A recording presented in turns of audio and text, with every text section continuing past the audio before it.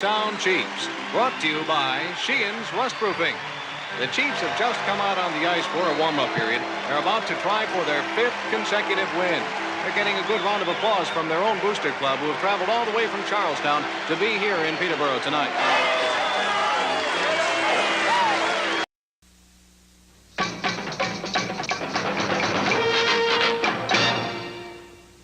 Have you lost weight only to gain it right back after returning to your routine? Did your diet work for someone else but not you? Rockin' That ID Life helps you understand your genetic makeup to find a lifestyle that fits your needs. Together, you and RockinThatIDLife.com can focus on your health and meet your goals today. That's RockinThatIDLife.com. Center Ice Brewery is a proud sponsor of Let's Go Blues Radio. If you haven't heard, Center Ice Brewery beer is now exclusively available at beer stores around town, so make sure you pick some up on your next milk and eggs run. That's Center Ice Brewery. Please drink responsibly.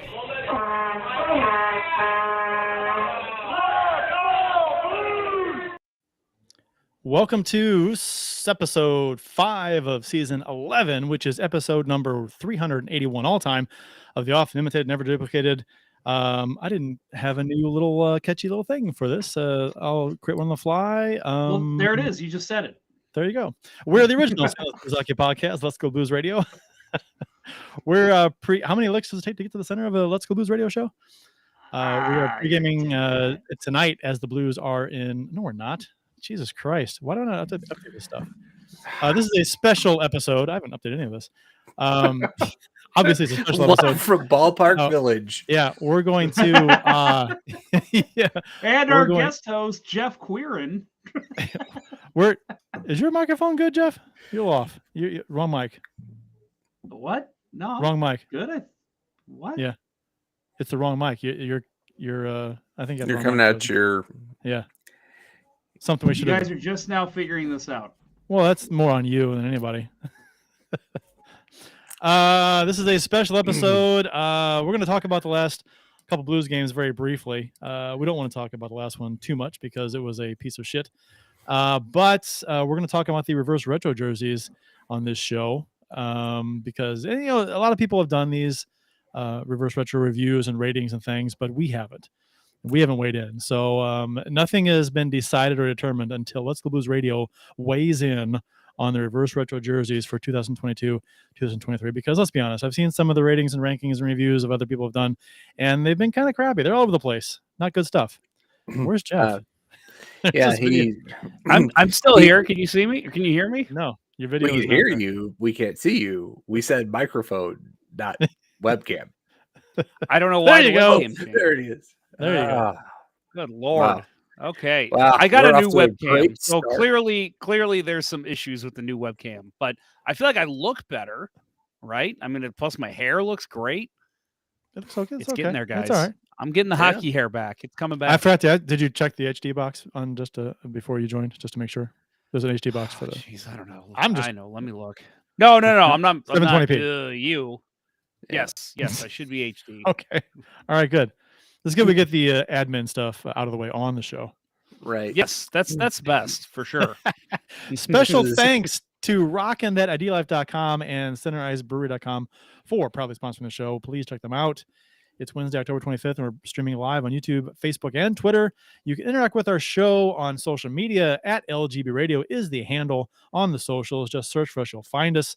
If you can't, we can't help you. You have to have a certain level of knowledge about technology to be able to do this and hang out with us. Buy a t-shirt from our shop, whatever. Support us, ring the bell, follow, link, like, subscribe. I'm Kurt Price, and my co-hosts for the big show, the big reverse retro show tonight are Bill Day and Jeff Ponder. And we have Austin Lynch joining us later on to help review some jerseys. So listener Austin Lynch, producer Austin, maybe? No? Listener Austin. Potential producer Austin, because we're really showing how badly we need that. This is too much stuff to do. This is this is your trial run, Austin. So be ready because we might be paying you nothing to do this. Yeah. Well, we don't get paid anything to do this, so why should he? Right. It's resume material. We get paid by the love and respect from Blues fans. That's the way I see it. We have a new sponsor that's joining the show starting next week. Did you want to introduce them? We do. A little teaser on the show. Little teaser, yeah. We got a great sponsor coming in. It is called Bill Day Orthodontics. I'm just kidding. I don't know where that came from. Orthopedics. Orthopedics. Yeah, that's it's the Bill the Foot Doctor. Yeah, there you go. So I haven't told about that one yet. Foot Fetish Frenzy is the name of the business. There you go. That's what I was going for. And thanks, I haven't told work about that one yet. So okay, well, sorry, you're in trouble now. That sucks. So we are, so we're gonna be welcoming in our friend Mike Burgoyne. He's a gentleman that I've actually played hockey with over the years. He is a very, very great hockey mind. And I shared this with you guys earlier. I'm literally going to read the text he sent me. So I was asking him, how do we promote you? You know, what do you want me to say in this quick little intro that we're going to have for you? He's a realtor. He says, my phone and email are easiest to contact me. So if you have interest in buying a house in the St. Louis area, Mike Burgoyne 5555@gmail.com. He loves the number 5. And he says, what you can tell your audience, where else can you find a realtor that can look out for you, walk you through the home buying or selling process, and discuss Vladimir Chebaturkin's St. Louis Blues career? This fella used to listen to the show. He doesn't listen anymore. So the fact that he made a Vladimir Chebaturkin reference for our show, this is a match made in heaven, guys. I lost it. I was like, this guy's great when I saw that. Well, we've had some fun with our mid-show roles, our promos, the ads for our sponsors in the past. We have some fun with Center Ice. We have some fun. We had some with Manscaped back in the day. ID Life is fun, so we'll have some fun with this too. We're not a serious show. No. So don't expect to advertise on this show and have a serious ad, because you ain't going to get it. Oh, no. I mean, we've already had the discussion that instead of him just people mentioning Let's Go Blues Radio to like get some kind of specials in the future if you use him for realty, you have to make fun of me in a certain way. Okay. You can't just say Let's Go Blues Radio. You have to have a joke about me. So I'm okay with that. I think that sounds awesome. So, yeah, that's Mike Burgoyne, last name spelled Burgoyne. And again, his email, his full name, 55555@gmail.com. It just sounds like a TV show or television phone number. Yeah, 55555. Yeah, I know he wore the number 5 for a long time. I can't remember if he's a big Jackman fan or not, but I do know he loves the number 5, possibly Plager. All right. Well, cool. Looking forward to that. Yep. So yeah, we'll have spots for him next week. We'll include his ads. You'll see we'll tweet some stuff out when we're ready to go with it. But very excited to welcome Mike into the family. And hey, we've got a local realtor. So Bill, it's a shame he's coming in a little too late for you. Yeah, well, I have an aunt and uncle who are looking to unload a very nice house in South City. So there you go. Might be good timing there. Very good. Very good. Wanted to mention briefly that our hearts here go out to those affected by the senseless shooting at the Central Visual and Performing Arts High School in St. Louis that happened on Monday morning. 3 were killed, including the shooter, and a handful of others were injured, including the godson of a woman that I know. This godson was shot 3 times and is going to make it, but he is currently recovering in the hospital. I'm not exactly sure how serious his injuries are, what kind of lasting effects he'll have, but his life and the lives of so many others have been changed forever with this absurd act that we keep seeing over and over again. And I mean, I just want to say, that I think everyone agrees with this. I don't care what your opinions are on things, but the powers that be have to figure this out. The senseless violence that we're seeing far too often is something like 40 plus school shootings have occurred this year in the United States already. So that I just can't keep happening. We're the only civilized country, the only one that has this severe of a problem with these mass shootings. So other countries have figured this out. It's not just a mental health problem, guys. It's stuff besides that. So look what other countries are doing. Those countries that do allow gun sales, make it crazy hard to get one. Even though some sensible gun laws have been passed here, it's still just putting makeup on a pig. It's not near enough, and it's obvious. So the decision makers are failing us, and people are dying because of their ignorance, greed, and inaction. So they need to figure this out. And I think the only people that are really going to force this issue are the voters. So, I mean, and maybe eventually something will happen that's a little more drastic and to actually make a difference and make a dent in these school shootings and these mass shootings. So I think everyone wants them to stop. And so whatever the solution is, someone needs to enact it and take action, because we're not doing enough. A lot of talk, not enough action. Sorry. Agreed. No, I don't apologize. I think Bill and I are in full agreement. It's an absolute tragedy.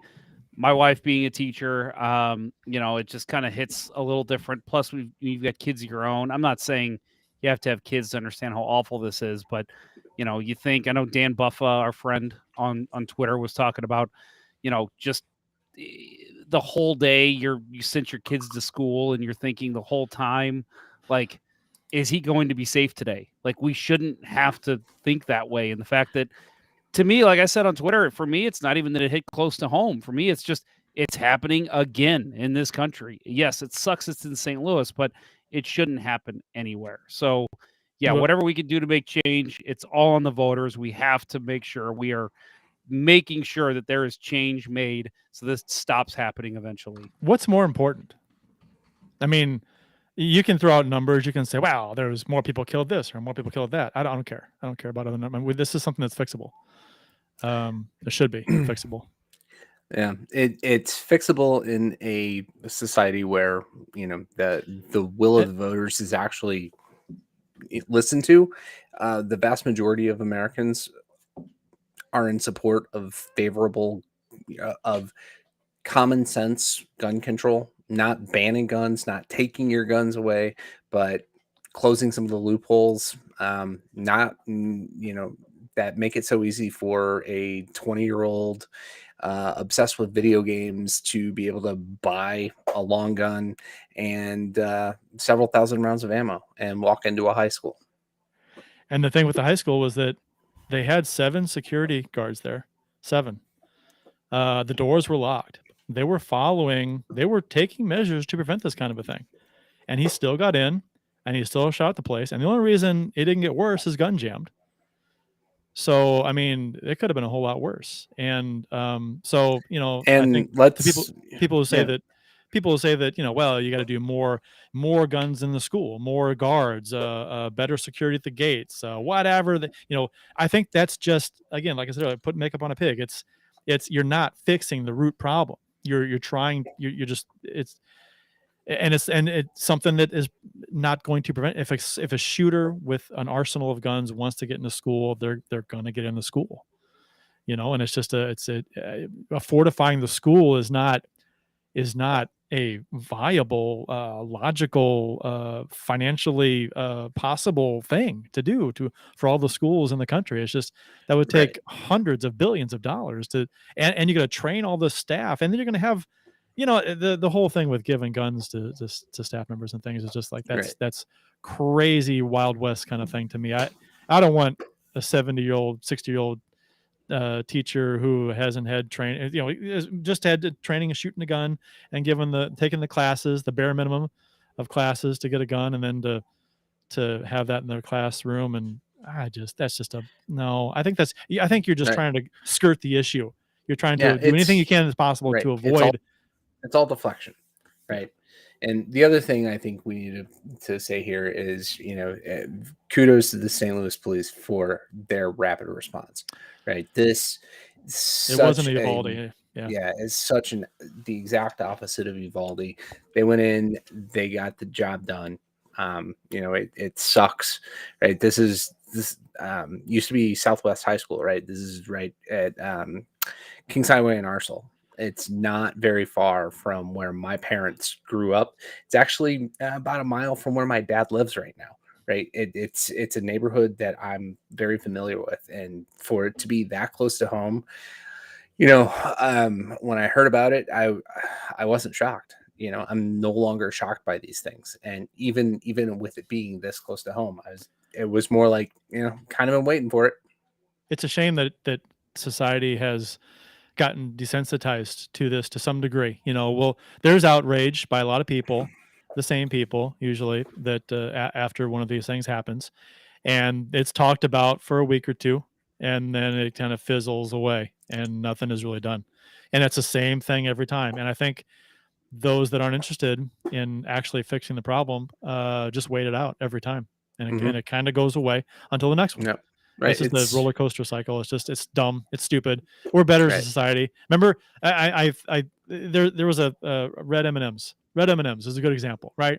So the red dye number 2 back in the was it 70s? Yeah, 70s. I think it was late 70s. Was thought to cause cancer, right? I think it was. But and M&Ms had a red M&M. They didn't use that particular red dye in their M&M. But they took it out of their product just because of public perception that they might think that it's in there and they don't want to buy it, right? And the FDA acted quickly and they banned all use of red dye number 2 in food products because it caused cancer in testing in lab rats. And so how quickly the FDA acted because on red food dye, couldn't use it, banned, completely gone.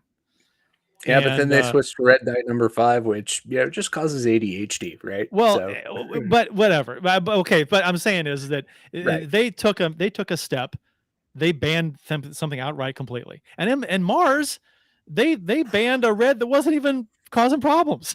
Yeah. So it was like we were better back then. I mean, as far as stuff, if you compare the two. People refuse to budge on this particular issue, and it's because it's gun, and the country's a gun crazy. Everybody can agree. This country loves its guns, crazy about guns.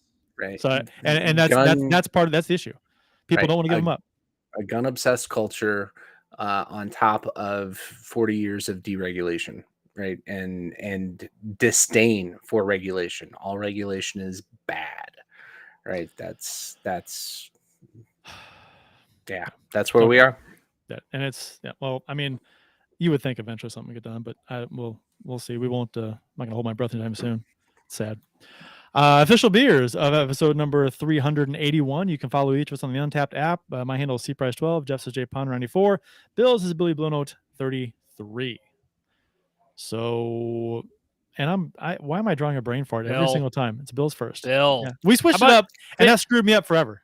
Think of it alphabetically now, okay? Either way, if you go by Bill or Day, it will be before Jeff and Ponder. So go alphabetically. Yeah, that won't help. Okay. Go ahead, Bill. Okay. But it won't be in front of Kurt, right? Bill will be in front of Kurt, but Day will not. But okay, now you're just confusing me. Yeah, sorry. My beer, my beer is Maple Mackinac Fudge KBS. Oh, that's good. So had to go for the decadent tonight, since we're gonna have fun on the show. Wanted to pull something out that was good and boozy, and I'll be ready for the ratings part of the show. And I also was only able to score some Fat Elvis tonight. Didn't have time to get it chilled. Next week. I was in St. Louis on Sunday, and my plan was to go by there on the way home, and I forgot. Well, I was so mad. I just went by Total Wine in Fairview tonight on my way home, and they had it there. Huh? They had a few 4-packs left. So. All right. So I'm going to go ahead and claim next year, guys, you got to come with me to the event that I went to on Saturday. Science Center put on the 2nd annual Beer Fest they've had there. I don't know if you guys saw anything about that. Literally all local breweries and a bunch from all over. Goliath was there. I'm drawing a blank. Charleston, the company that Center Ice is currently home of the Chiefs their beer with. Charleville. Yeah. They were there. We used to have their beer. They gave us a shit ton of beer, right? Yeah. No. Yeah. No. You're thinking of different. Yeah, you're thinking of the one down in Chester. Yes. So Modern Brewing was there. Four Hands, obviously, all the St. Louis ones you'd expect. Some from California even came out. Like, it was really cool, and it was just a nice beer tasting. The wife and I got blitzed, which was awesome. Just a great time. Like, getting to meet all the brewers, and, a lot of newer brewers were there too. So it was a great event. Went to that Saturday night. It was from 8 to 11. So next year I'm going to give you guys a heads up, and I think we should all go. Hell, let's do a Let's Go Blues Radio live from there. That'd be a hell of fun. You've been to Wolpotanger at Urban Chestnut? I am not. They do it every year, same kind of thing. All the brewers are at the one in the Grove, the beer hall they have there. It's just they walk through. It's just tons of brewers with stands, and they give you a mug, and you can go get samples from all of them. It's same kind of thing, I guess. Time. Yeah, we had a real good time. But anyway, so for my beer, go ahead and give one more quick shout out.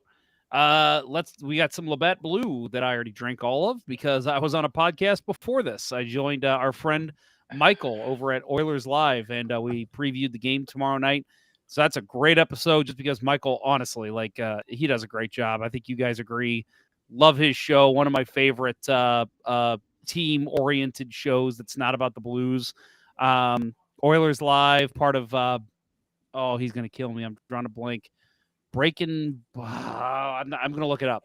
But he's part of another network now that he's created. So Oilers Live is the name of the show, though. So we talked a lot of hockey there. Now I have moved on to my Sam Adams Oktoberfest. So nice. I am drinking that as my second beer tonight. You had to move on from pandering to the locals.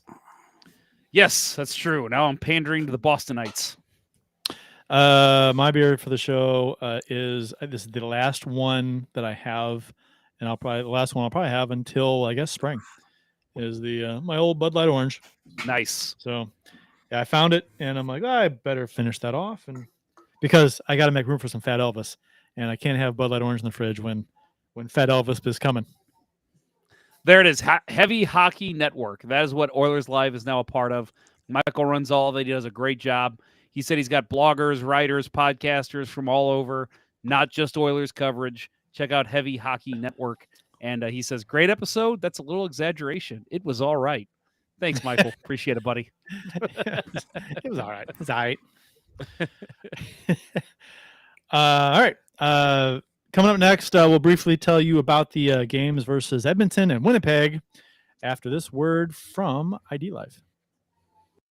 Every beer league hockey night, I grab my hockey bag and sticks and throw them in the trunk of my car. And the very next thing I do, I mix up a boost of energy courtesy of RockinThatIDLife.com. It's formulated to break up its delivery in 3 ways, which helps me get through all 3 periods of hockey. Phase 1 provides a rapid onset of energy, concentration, alertness, and motivation. By period 2, I'm receiving a dose of sustained energy, increased focus, metabolism, cognitive function, performance, and feelings of well-being, which I need with the way I play. In Phase 3, I'm getting fatigue protection without jitters and crash, an elevated mood, and a reduction of fluid retention to help me make the big play when it counts. This same triphasic approach helps me when I drink it during work hours or simply just for a pick-me-up when I need it. Try one of the 4 energy flavors by visiting RockinThatIDLife.com, but make sure to email Dustin at RockinThatIDLife@gmail.com and tell him Let's Go Blues Radio sent you to receive an additional 10% off your order. That's RockinThatIDLife.com.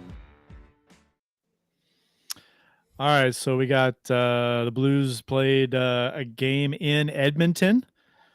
It was on Saturday, Friday. When was it? What day was that? Saturday. Yeah. 2-0 win in Edmonton. No Buchnevich in this game. Easily the Blues' best effort this season. Bennington played very well, getting the shutout. Stopped all 23 shots. Edmonton's goalie Jack Campbell also played very well. The goalies got the top 2 stars in the game. McDavid and Draisaitl were held in check in this game. Were combined -2 with 5 shots. Leddy and Parayko, along with the back-checking forwards, really shut the Oilers down. Impressively shut the Oilers down. And Torrey Krug got the game-winning goal on the power play just 5 minutes into the game. That's all the Blues needed. Justin Falk got his 3rd of the season into the empty net with a minute to go. Blues win 2-0 in what was a pretty fantastic game to watch. I had a blast watching this game. That was a great game. That was a lot of fun. The goaltending was great, as you said. Bennington, his best performance we've seen this season so far. That's not saying a lot, small sample size. but looked confident, looked comfortable. As I said on Michael's show that I mentioned earlier, I just kept saying this game is destined for overtime. Like, as much as I hated to say it, I'm like, there is going to be a late goal here. It's going to be a deflator.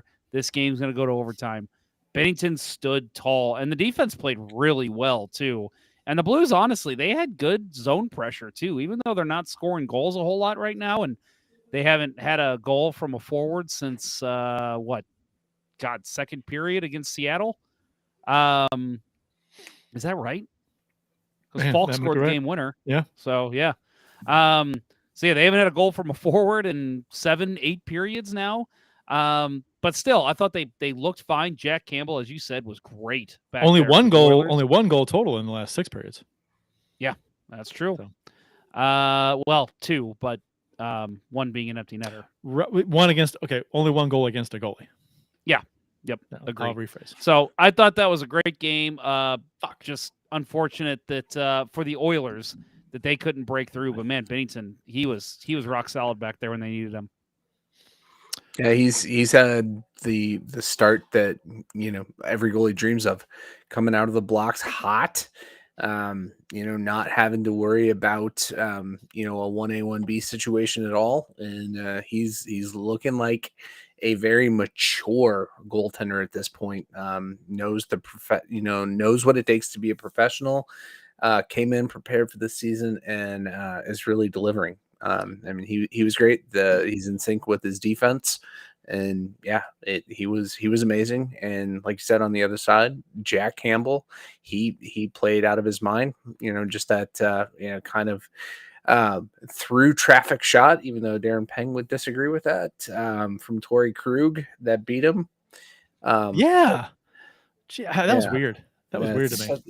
Weird. There was totally traffic in front. He had to look. He was trying to look around it. Right. Yeah. And bad call. That was a bad analysis there. Well, a rare bad take by Panger, who is always usually so good on the color side. I gotta watch. Yeah, I think he may have been confusing himself. For the between the bench angle. Yeah, he didn't see any traffic there, but Jack Campbell certainly did. Yeah. Look down at your iPad, Darren. You'll see there was definitely traffic. That Campbell's trying to look around. Yeah. But how about that empty netter by Falk at the end of the game? Oh, beaut. 200 feet dead center. Dead center. Yep. Wow. It's like splitting the uprights from 55. What's funny is that when I play in one of my certain leagues, we're all very friendly, and I always try to shoot from the red goal line all the way down to the other net at the end of warmups. I maybe hit a 1 out of 6 times. This dude does it one time in a game when it matters, and he dead center of the net. Ridiculous. Well, in all fairness, he is much better than you are. Well, yeah, he better be. He's in the NHL, and I'm terrible. I'm just saying, it's something that I actually work on, and I can't fucking do it. Justin Falk does it once, and boom, it's a goal. The Blues then played Winnipeg yesterday. Still no Buchnevich or Saad for this game. So the Jets head coach Rick Bowness had experienced dizzy spells from his bout with COVID and missed the game. He also missed the first 4 games of the season due to COVID. This was a 4-0 loss for the Blues, their first loss of the season after starting 3-0-0. It was the first time the Blues had been shut out in 109 games. Since the Blues knocked the Jets out of the playoffs in 2019, the Blues are only 3-5-1 versus Winnipeg since, but only one of those wins have come in regulation. The other 2 have came in overtime and a shootout. Winnipeg has outscored the Blues 32-21 over that span. So Winnipeg's had the Blues number more or less since the Blues knocked him out in 2019. Grice got his first career Blues start in net and played very well. And let's not forget, he actually now, I don't know if you saw this, he holds the Blues record now for most saves in a debut as a goalie. Yes. So he played great. Which if you had read ahead of the notes, I had that in there. Oh, I'm sorry. I totally mowed your lawn there, sir. No, you're good. These are community notes. So Hellebuck was in net for Winnipeg. Another goaltender battle. 80% of this game, I think. Grice and Hellebuck were really good through two. Jets scored midway through the game in the second period on a goal by Mark Scheifele, his fourth of the season, and it was 1-0 until the 10:38 mark of the third. And real quick, I just want to add that's one player that I feel like really elevates his game against the Blues. He's always on the score sheet against us. Yeah, always on the score sheet, always the one getting the chances. He had a couple chances in that first period that Grice came up big on. So man, that's a guy the Blues need to watch out for. If there is a chance these two teams meet in the playoffs, that guy can prove to be big for the Jets. The Blues need to learn how to shut him down. Yeah, and on that play, on that goal, I think Parayko glitched. It was an extended shift. Yeah, and they both went to the same corner. And and that's like a lack of communication, or like being tired, and both D and the corner going towards the puck carrier. And leaving a winger all alone in the slot. Yeah, no, not so good. Yeah, that was just a lack. I think one, lack of communication, one of being tired, and three, just misreading the play. I think Parayko had in his mind, I need to help Letty get this puck out. He's already skated over, and at that point, you're leaving your guy wide open. If that puck stays in the net or stays in the zone, Jets are going to likely get a very good scoring chance, and that's exactly what happened. It was 1-0 until the 10:38 mark of the third period when Sam Gagner and Morgan Barron scored to make it 3-0, and then Cole Perfetti scored into the empty net to cap a 4-0 Winnipeg win. I thought the Blues played a really solid first period. I thought it was a good game in the first period. Now, granted, they were giving up some chances, and Grice was making some nice saves, but I thought this is gonna be a good hockey game. And but the ice was tilted most of the second period and the entire third bad. Aside from a couple minute stretch in the third where the Blues were down 1-0, and it looked like they were coming on and going to maybe tie the game for just a couple minutes, but then Winnipeg scores right after that, and then that essentially ended it. And Winnipeg put on a clinic. I thought that Winnipeg played fantastic in this game. The Blues didn't have an answer for their forecheck, for their pressure. On our heels the entire third period. They didn't let up, and I was impressed. I wasn't so much frustrated with the Blues play. Don't get me wrong, but I was more like impressed with Winnipeg's play. I thought they just played a really good hockey game, and the Blues couldn't handle it. Kurt, I really want to argue with you, but okay. I can't yeah. because you're right. Honestly, 100%. I think a lot of people were pissed off, and we saw some people instantly. I mean, tell me, we already talked about this last week, but the David Perron discussion. Oh, all of a sudden this team can't score goals. I mentioned they had a left winger that could put in 20 a season. Shut up. Every team is going to go through slumps. The Blues went through slumps last year. Yes, I know they weren't shut out, but they still had their slumps. It's going to happen. Calm the fuck down. I think the Blues played well, like you said, to start the game. It was more the Jets, just for some reason, like you said at the top of talking to this game, since the 19 win, the Jets have played very, very well. Even before that, the Jets played very well against the Blues. So this team, they're a big team. They're heavy. They like to hit. They like to forecheck, play a similar game to the Blues, and the Blues just didn't have an answer for them. Sometimes in an 82-game regular season, that's going to happen. So again, I know it's only 4 games in, but they started 3-0. They've looked fine. They're getting scoring from the point, which is nice. The goaltendings look great. Maybe the offense isn't exactly there yet. Give them time. We've seen some injuries. Just stop worrying. It's 4 games into the season, folks. The defense is scoring some goals, and that's great to see because the offense is going to score goals. So it's 4 games in, and it's so when you like look at what's being said online about the Blues, and back in the day on the Let's Go Blues forums, there was a joke about Blues fans being bipolar, and from game to game, massive swings. If they played great, no man, we're world beaters. If we play like this, we're in the cup. And if they have a bad game and they lose, oh man, this team is awful. You get rid of this guy, that guy. We can't play like this. And it's just they live and die with every game. And I get being passionate. It's fine. It's a great thing about being a fan is you can be passionate. But making a huge deal out of one game. You're on the road in Winnipeg. Winnipeg's a very good team, and you start off 3-0. You got your backup in Grice, who played well, really well, and you're missing Buchnevich. You're missing Saad. You didn't have it this game. It happens. I was just. It's always been to me about how the team plays after a game like this. How you rebound. So if they can, kind of ramp back up and play well against Edmonton. And when Edmonton comes in, and this is a nice little segue into what we're going about the rematch against Edmonton on Wednesday, tomorrow, Edmonton's going to be pissed off from getting shut out in their barn.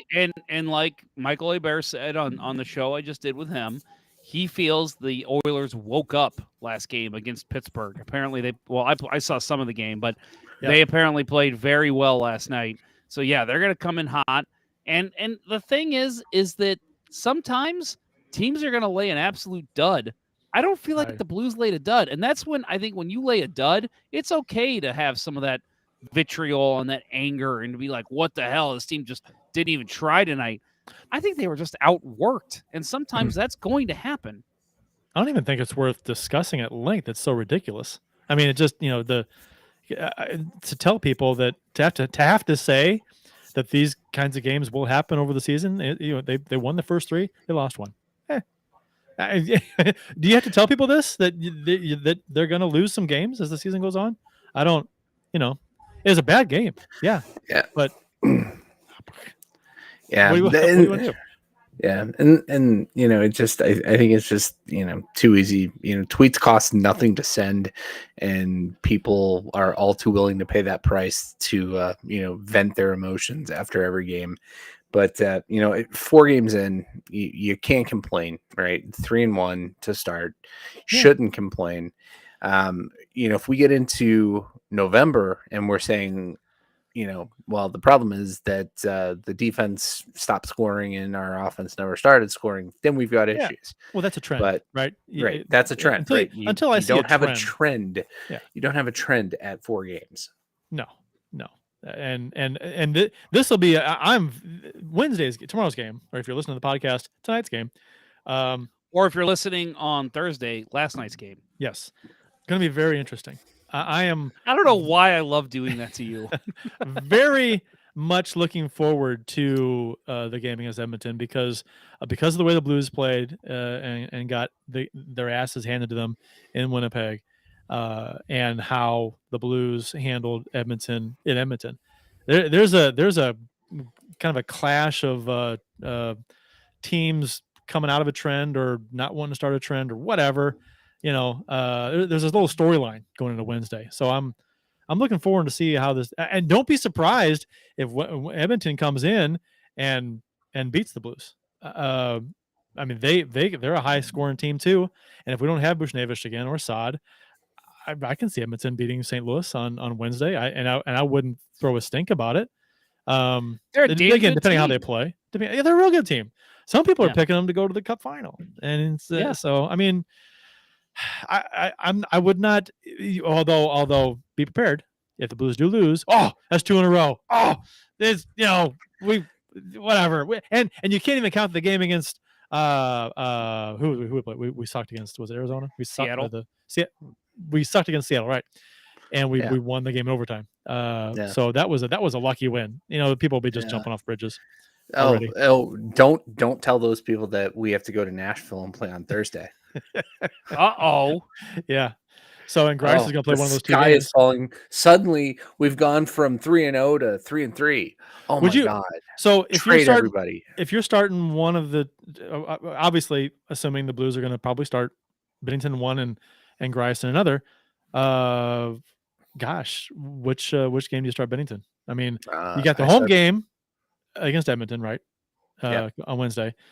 So Binnington would typically start the home game, but Nashville's a division game. So I think we see Bennington tomorrow because he played so well against Edmonton on Saturday. yeah, I Yep, agree with that's you. exactly it. And if I he agree gets a with you. shutout tomorrow night, I think he gets to go on Thursday. That's something Berube doesn't do. Ooh. He doesn't. Yeah, start- that's the one. If I this agree were with any you. other coach, I think I'd agree with you. But Berube has not been one to do that. I agree with you, Bill. I think he should anyway, even though he hasn't done in the past. He should. It's early in the season. He's not tired yet. You know, Right. you'll have other chances to give him rest. If he plays well against Edmonton, another shutout, you roll him. Even though Grice played really well, you know, I have no problem with.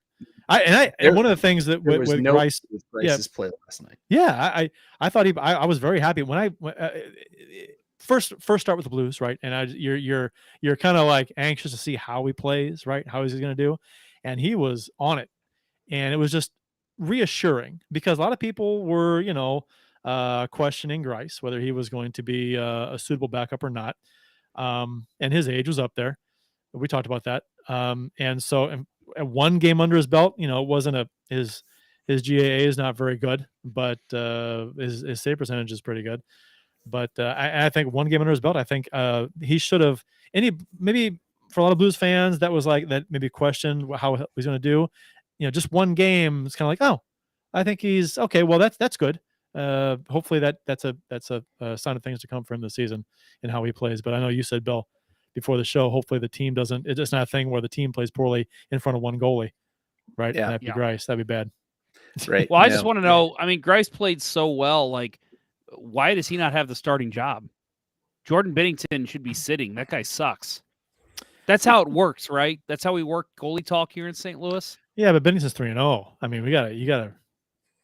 I mean, come on. But Grice made saves the other night. It's all about the W's, Jeff. Okay. All right. I'm still trying to figure out the Blues mindset. You're scarred from the Carter Hutton era. That's what it is. Yep. Starter Hutton. Okay. Starter Hutton. That's the best nickname ever. Starter Hutton. All right, guys.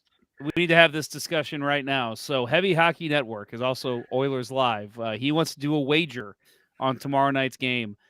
Basically, oh, excuse me. My goodness. Wow. Mute button. Yeah, how unprofessional. I know. God, this guy, what is he doing? He wants to do a recorded opener for the opposing pod or stream. So basically, the Blues win. We get to record an opener for his next show. Oilers win. He records an opener for us. How do you guys feel about that?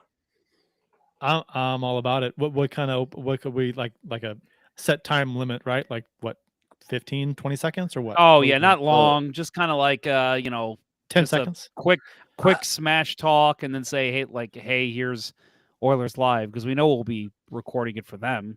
Okay. Because they're going to lose. Wait. I have an idea. Idea. Yeah. He has to re-record the take off hosers part that we paid somebody to record a couple years ago. Oh, so you want the Canadian to say the Canadian line. I think he would just do that for fun. I don't think we need to put that as part of the wager. But he has to say it like the lady says it. Now take off your hosers. I think he'd do it. He's in Halifax now. So I think he'd be in. Yeah, she still does the ending of our show. So it's on the podcast. Not on well, the anyway, live show. I'm all for the opener wage. You guys approve? Yeah, that's fun. Okay. Surely. That's the wager there. Our intro's already like a minute and a half long. What's another 15 seconds or whatever? Exactly. Yeah, that's not going to hurt. Oh, people love hearing from Michael. But again, nobody's going to hear from him because he's not going to win this. So it's okay. Yeah, I mean, this is all like ammunition for him to use in an intro. I will call my friend Craig Berube and I will say, you have to win. Okay. You got to win. Yeah. I mean, I would lie if I said I'm not nervous. That'd be a lie because like I said, I already stated, with the way it seems like a perfect storm for Edmonton to come in and beat the Blues. If actually, you know what, it would have been a perfect storm for Edmonton to come in and beat the Blues if the Blues had played well against Winnipeg. Right. I think since the Blues played poorly against Winnipeg and got embarrassed, I think that gives them motivation. So there's two teams motivated against each other on Wednesday. And so that's exactly what I said. Oilers are going to come in off a good game against Pittsburgh, Yep. wanting to prove they can beat the Blues, and the Blues are going to be coming in saying, we have to win after losing to Winnipeg so poorly. So either way, I think it's going to be a hell of a game tomorrow night. I'm looking forward to it. Edmonton doesn't even need a reason to be motivated with all the expectations, I guess, recently around them with the in the playoffs last year, they were, getting manhandled in the second round. So, yeah, I think they've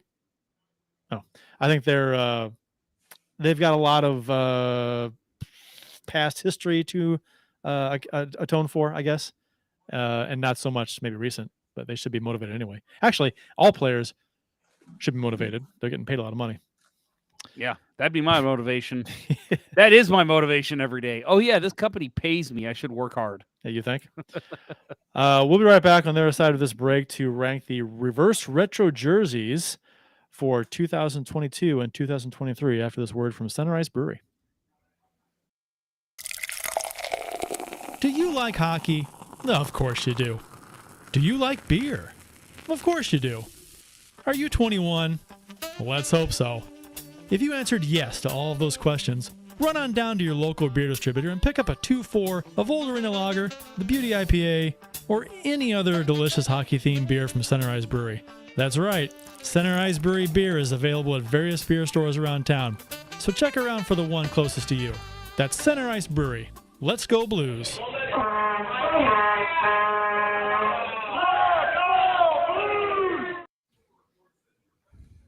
And we are joined by a wonderful friend of the show, producer Austin, we call him, although he's not really a producer. Austin, thank you very much for putting on retro jerseys. Hey, thanks, man. Thanks for having me on, guys. I appreciate it. Big jersey guy. I have too many. Spent too much money on them. And how many jerseys do you have? I have way more baseball jerseys than hockey. I have maybe 12 baseball jerseys. Mm-hmm. All like authentic from Fanatics. So too much money has been spent on jerseys. And then so you over under 20 NHL jerseys. Oh, under. I have like 5. Good. I still got.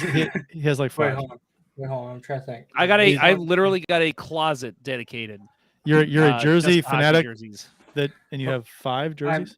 I'm more of a baseball jersey fanatic. Okay. I love the way hockey jerseys look. Okay. There you go. We'll take that. Look at that. Getting a compliment from our friend Matt Harris. Says sick hat, Austin. Thank you, Matt. Much appreciated. Yeah. And that maroon you got to kind of lead into our reverse retro talk. That's the reverse retro, right? For the Tampa Bay Lightning. Correct. And you got that one signed by Mr. Hometown Boy, St. Louis, Pat Maroon. It is signed by Pat Maroon. It was. It's been a long time. I just got it back recently. Got it over to Pat through one of my parents' friends, and it's been about 1.5 years since he's had it. I think he got it whenever he was in town with the Cup last. So about last September. I remember the story. Yeah. Yep. I'm glad you got it back. I was a little concerned there for a while. Yeah, well, they paid for the frame and everything, and got it framed for me. So that's cool. All right. Well, Austin, we'll let you give a little shout out to your Twitter channel. I don't know if you want to. I know you have other things going on, but your Twitter is Lynch A198. Anything else you want to promote for anybody who's interested in following you? No, not really. I mean, I use Twitter for literally just hockey. So hockey and sometimes baseball. So Pat, my brother is an asshole. Pat, my brother's an asshole. Maroon. Matt oh, no comment. I know Phil. I here's the nicest thing I can say about him. I know him. Yeah. Well, I've met Phil too. And he's an asshole. Oh man! I took very lightly to my bland background, so I fixed it a bit. Hey, I saw that. Yeah, he put up the Stanley Nicely Cup banner. done. We were getting in trouble before the show. Like, oh, nice bare walls and nice framed jersey that's not even on a wall. But no, you did good. It's a very inviting bed, though. Yes, it is. He's legal, Kurt. You're good. Hey, I mean, we should. I'm sure there are a lot of female listeners. We could. Well, that is how Ponder is paying me for this. So. Oh my! I wasn't telling you. All All right, so we are going to get this kicked off, guys. We're doing a little reverse retro look. We're going to do this a little differently than last time if you saw our last show. Kurt, I'm sorry if I'm stealing your thunder here. But we're going to go through one by one real quick. We're going to maybe give some key points on each one. We are not going to spend 3 hours on this, guys. So we'll kind of give our ratings. We got a little ranking system. We'll pull up every now and then and show everybody 1 through 10 how we're rating these jerseys. We'll average them out at the end and tell you the Let's Go Blues Radio panel what we think is the best and the worst of the reverse retro jerseys. I've got the spreadsheet for total points, not averages. Oh, okay. That works. That's fine. Yeah, that's what I meant. I'm sorry. Good call. Okay. I thought you said average, but I just want to make sure it's total. Nope, so 1 through right. 10.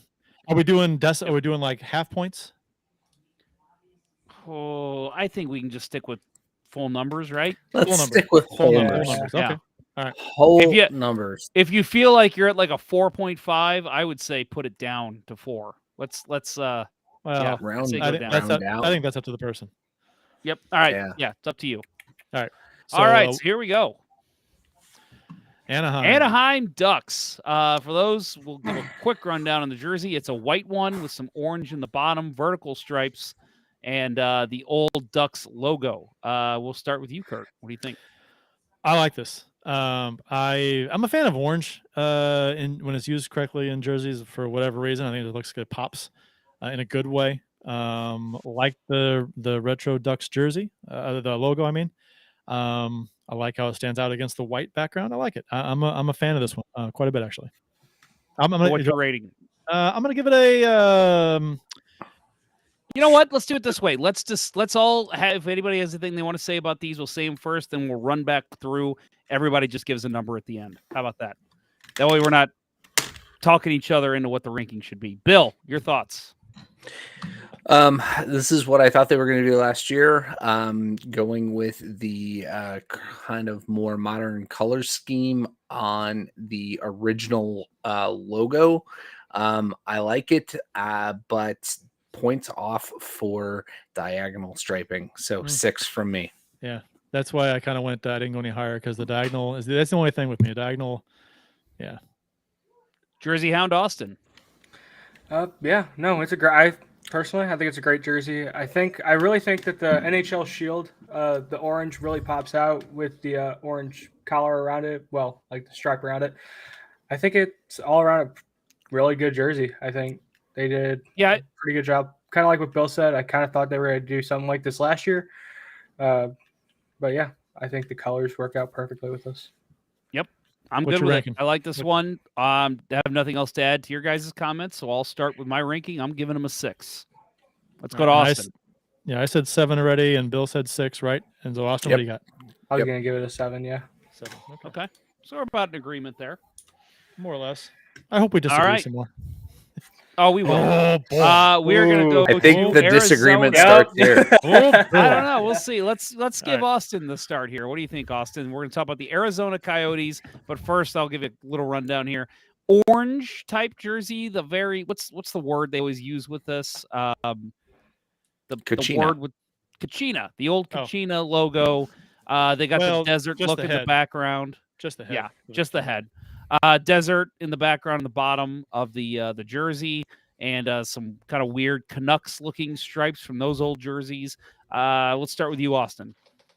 I think overall, it's a great jersey, but I think it is like as a normal jersey, I think this is a great jersey. As a reverse retro, it really just feels like they copied and pasted from the last one and just switched the color. I mean, that's essentially what they did. And I think a few other teams did that too.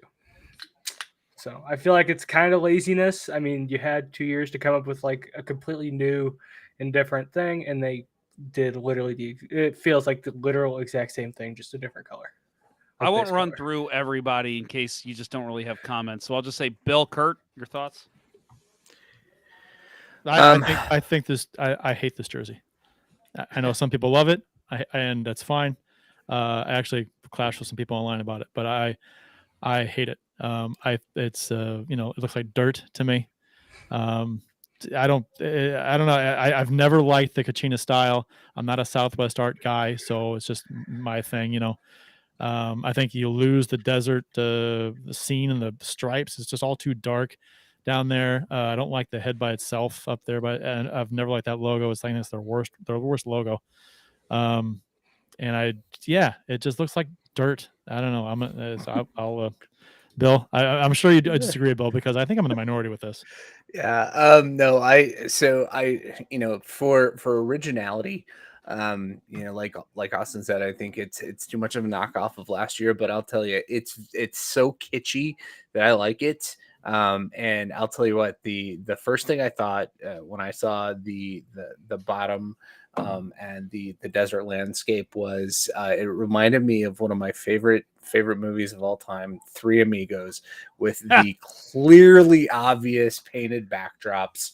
I thought, yeah, that's awesome. So yeah, I like it. I don't hate it, but I don't love it. I like the Kachina, actually. I'll disagree with Kurt on that. I don't know. It's probably more of a heritage type thing, something nostalgia is the word I was looking for.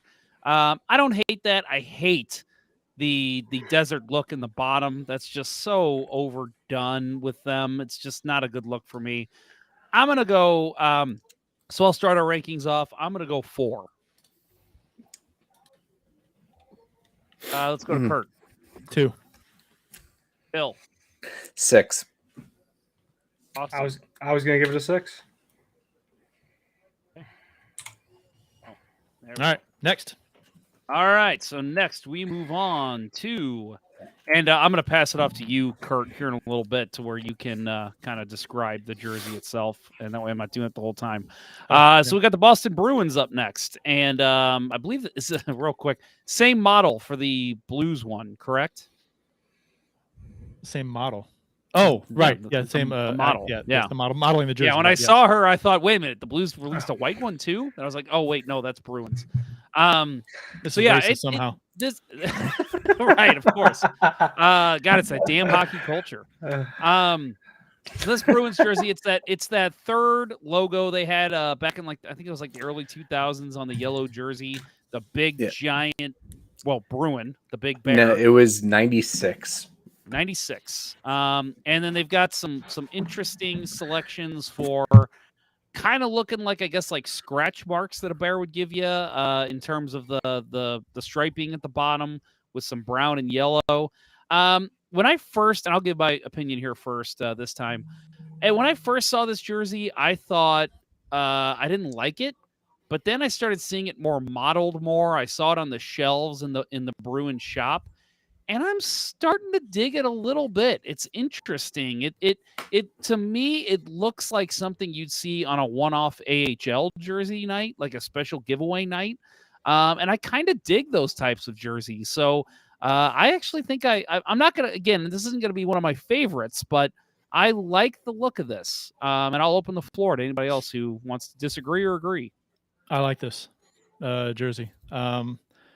Probably in the top third for me. I like this a lot. Simple. I think the stripes work at the bottom nicely. They're not too, they're kind of jagged, but they're not too crazy. Not the biggest fan of that logo. There's a story behind it. The bear head, like the fuzziness of it. It's like comes from a painting, I think. So affectionately known as the Pooh Bear. Yes, the Pooh Bear style, right? Pooh Bear jersey. I like the shoulders. I like this jersey. It's clean. It's nice. It's a little different while not being stupid. I like it a lot. So I'm a fan. Yeah, it's getting away from that the gold yellow that they had with the original jersey. The white is a little more striking. And I remember at the time, as much as I dislike the Bruins as both a Blues and Canadiens fan primarily, I did not like to see those jerseys in the lineup are being sported on the ice at the time. But the white one, I think I'm looking forward to seeing it on the ice. Any additions, Austin? Yeah, I think it's I feel like with about almost all of them, I kind of like it. I like it. the Pooh Bear. I feel like with the prime green, what I've seen is like with the stuff that they're doing with the logos, it kind of looks like it pops out a little bit. I'm kind of interested to see how this looks, like with it popped out a little bit. And then the shoulder patches, I don't know. I guess it's probably not a patch. It kind of just looks like it comes down from the shoulder a bit. That looks pretty interesting too. But all right, so I'm gonna, if you would ask me a week ago, I think I would have given this a 5 or a 6, but I'm gonna bump mine up to a 7. Let's go to Bill. I'll give it a 6. Kurt? 7. 7, please. Gonna give it a 5 on this one. I didn't ask you, Austin. I'm just kidding. All right. I love you, buddy. I'm just messing with you. Cool. That's cool. I see All right, how we're going. What's next? All right. Go ahead. Take this Buffalo. one, Kurt. Buffalo. Not much for stripes at the bottom. It's kind of the, gosh, they have these like triangular stripes coming out of the armpit. They go on the sides, and there's no stripes in the bottom, front, or back. They got some stripes coming up under the armpit, up around the side of the shoulder, and they got the buffalo head off of their black and red jerseys, but it's a white buffalo head. And this is a white jersey, so a lot of white in this jersey, a lot of white and gray, I think it is. So let me ask you, Kurt. In your opinion, is this a jersey that is basically they had this in a black version, right? And this is the white version. Yeah, their black, red, and white scheme. Yeah. More or less, I think. And the logo is white as well. Yeah, the buffalo head. And I'll just start. I don't much care for this jersey. I don't like the buffalo head for some reason. It's not a terrible logo, but I don't like it. And this just is not I don't know. This doesn't do it for me. The stripes aren't working for me on the sides, and they got a weird stripe coming out of the armpit around the top above the number on the arm. It's kind of odd. I'm not too much a fan of that, but I mean, it's his bottom third for me, I think. Bill, Austin, anything to add? I disliked that era when they completely changed the color scheme and went black and red. So this feels to me like a little bit of justice being done to the buffalo head.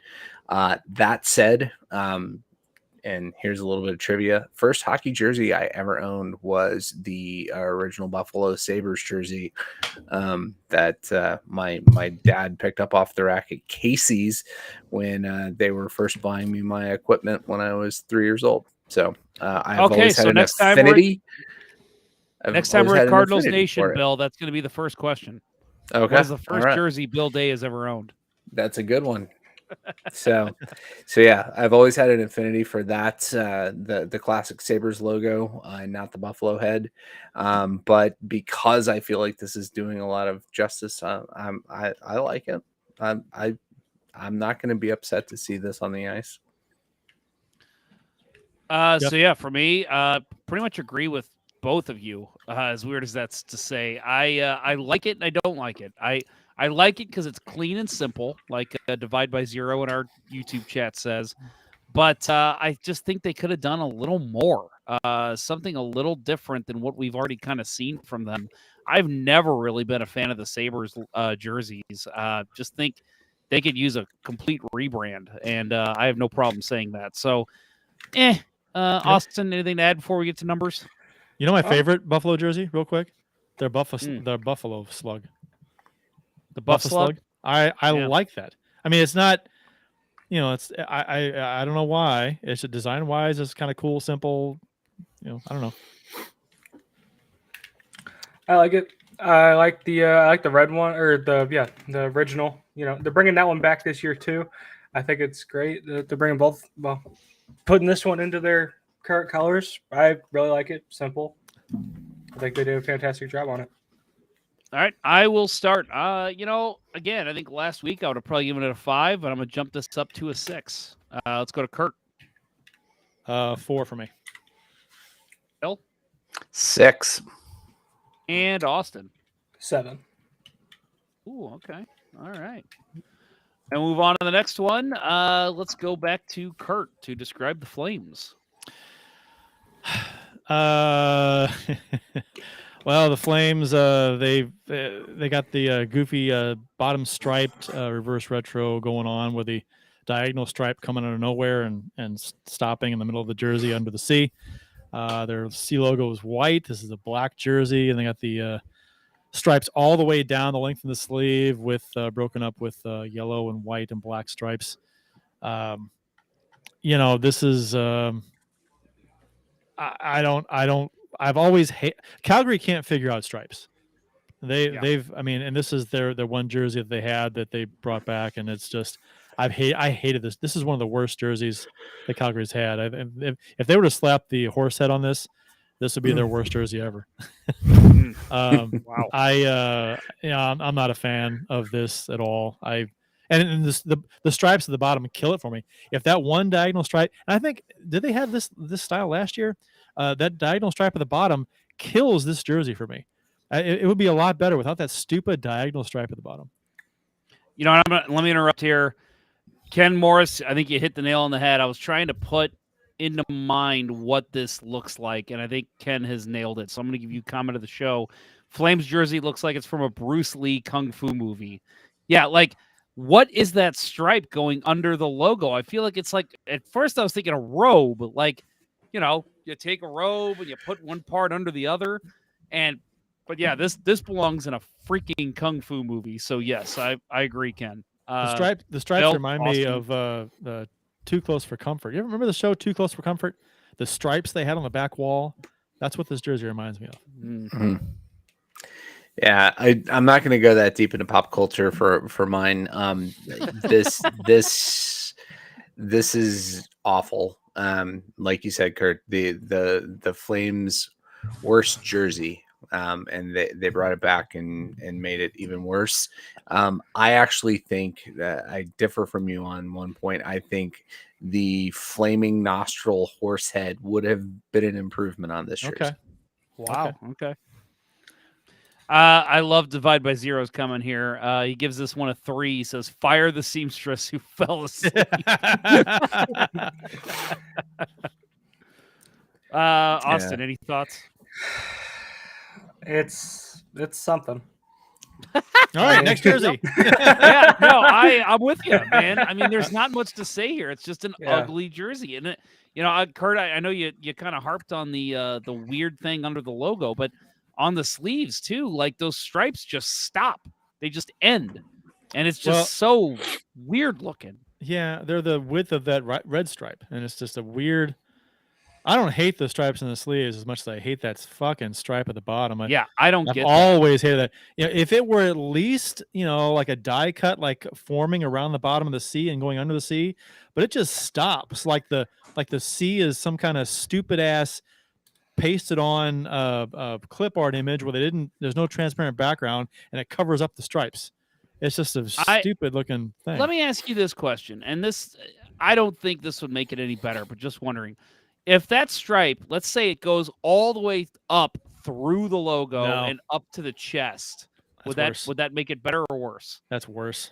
Okay. Yeah, you're probably right. I think it's worse. I think that stripe needs to go away. I mean, that stripe should have never been there on that original jersey. It should have never been there. And I get that the reverse retro, they're taking that jersey, so it's hard to take that stripe away. But, teams can break the rules with this shit. Take it out of there. Our friend Crappy Goalie adds in, I think he's right, more diagonal stripes. Someone make the diagonal stripes stop. Yes, I'm 100% with you, Jason. All right, so Austin, what's your ranking here? Ranking Austin. 3. Right. I'm gonna go 3 as well. Bill. 0. Woo! Whoa! The first 0. I'm going 1. First 0 is well deserved.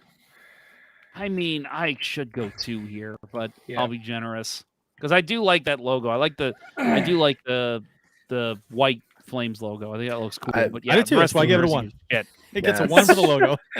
No, and that's that. I thought about that, and they ruined that jersey. And I'll tell you, like that the Flames, the classic Calgary Flames jersey with the the red on yellow. At the time, it was their away jerseys, their current home jerseys. it took me a very long time to grow a grudging appreciation for those after they beat the Canadiens in '89. So I have this appreciation for it, and I feel like this blanching of it is just disgusting. Yep. I actually just changed mine to a 2. I couldn't justify the 3. So no Dave Portnoy rules where you throw out the score and you can't change it.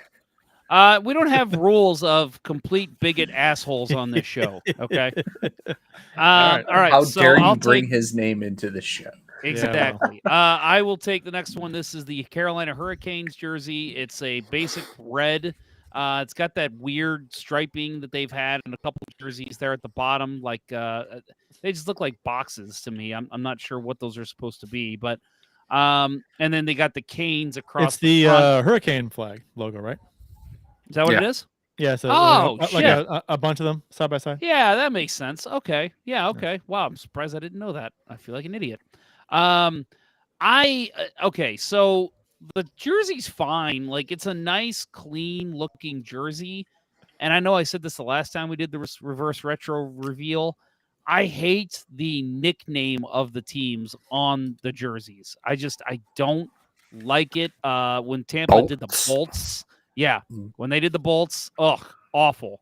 And just same here thing with Canes. Your team nickname is already the nickname. Like you don't need to change it for the jersey. So I'm not a fan of that for that reason alone, but I'll pass it off to anybody else who wants to comment. Speaking of the nicknames on the jerseys, I'm waiting for the Rangers to have the Rags. Yeah, I know. Yeah. I don't like the Canes name either. I don't like the flags, the flag stripe at the bottom. I'm just this one, and it looks too. I mean, I love simple usually, but this one looks too plain. I don't know. It's kind of boring to me, and the nickname thing bugs me too. So yeah, I'm not a fan. Chris Bray in the Facebook chat says maybe it's a commercial for Raising Cane's, and I had that thought, just like I had the thought with Calgary that theirs was a commercial for Red Stripe beer. I wonder if Raising Cane's does Raising Cane's are they in the area of Carolina? Do they? Yeah, they're a Georgia based company. So I would imagine they've got to be there. Louisiana based. They're out of Louisiana. Are they? Raising Cane's, yeah. The Baton Rouge is their very first shop. I know. Okay. I know Raising Cane's history. Yeah, I've never been there. Apparently, good lord, not my thing. A guy I work with knows the owner, and he talked about it one time. So well, there you go. Baton Rouge, you guys need a Raising Cane sponsor there, Kurt. There you go. There you go. And you looked up, Jeff, right? I'm correct, right? Yeah, you're right. Yep, 1996 was their first location. There you go. Yeah. Well, how about that? Anyway. Yeah, so I expected them to go back to the Carolina thing after the nostalgia of the whale last year. So I kind of was expecting something like this. We've seen some logos or some jerseys with the alternate logos in the past, so I'm not surprised by this. It's clean enough. It's passable. Right. We're done, right? Yeah, stay ready for numbers. I'm gonna go just because I'm gonna agree 100% with divide by 0 here. He says 5. This is average in every way. So yeah, I'm gonna go 5. I'm going 4. I'm going 6. I'm gonna go 5 as well. I mean, it's just like a simplistic version of the jersey they had a few years ago, and I liked it then, and I like it now. Okay, it's not a very good reverse retro jersey, but I like it as a jersey.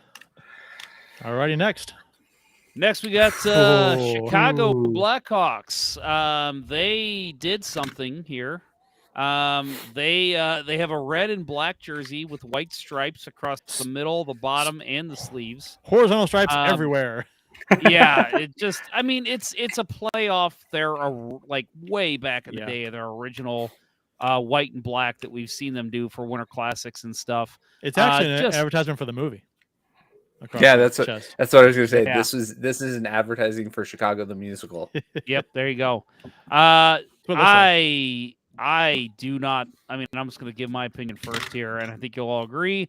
This is garbage. Again, another garbage jersey from the Chicago Blackhawks. Just no creativity. And my point is, they are still kind of under fire for many things. But one, the logo and the name. Why not do something awesome and just come up with something with like a new logo or something to like, hey, we're not just showing a guy with fair skin or non-fair skin as our logo. We've got something really cool we designed here. They just will not push the envelope here, and they're just stuck in, let's go back to the well and go back to how we used to look in the 20s because we've been around forever, so it's cool. I do not like this jersey. This jersey sucks. I'm giving it a 1. I don't want to talk about it anymore. Not me. You guys can talk about it. Go for it. Yeah, Go ahead. I kind of agree with Kurt. Probably 2. I mean, there's not much really to say about it. It's not good. Like How I do you said describe earlier, it? It's got stripes on it. Not much to say. Yeah, about I mean, there's it. not much you Right. could say. I mean, yeah. I mean, Right. they had 2 years to come up with something. They got nothing. Right. It looks like something, you'd walk into some kind of, cheap,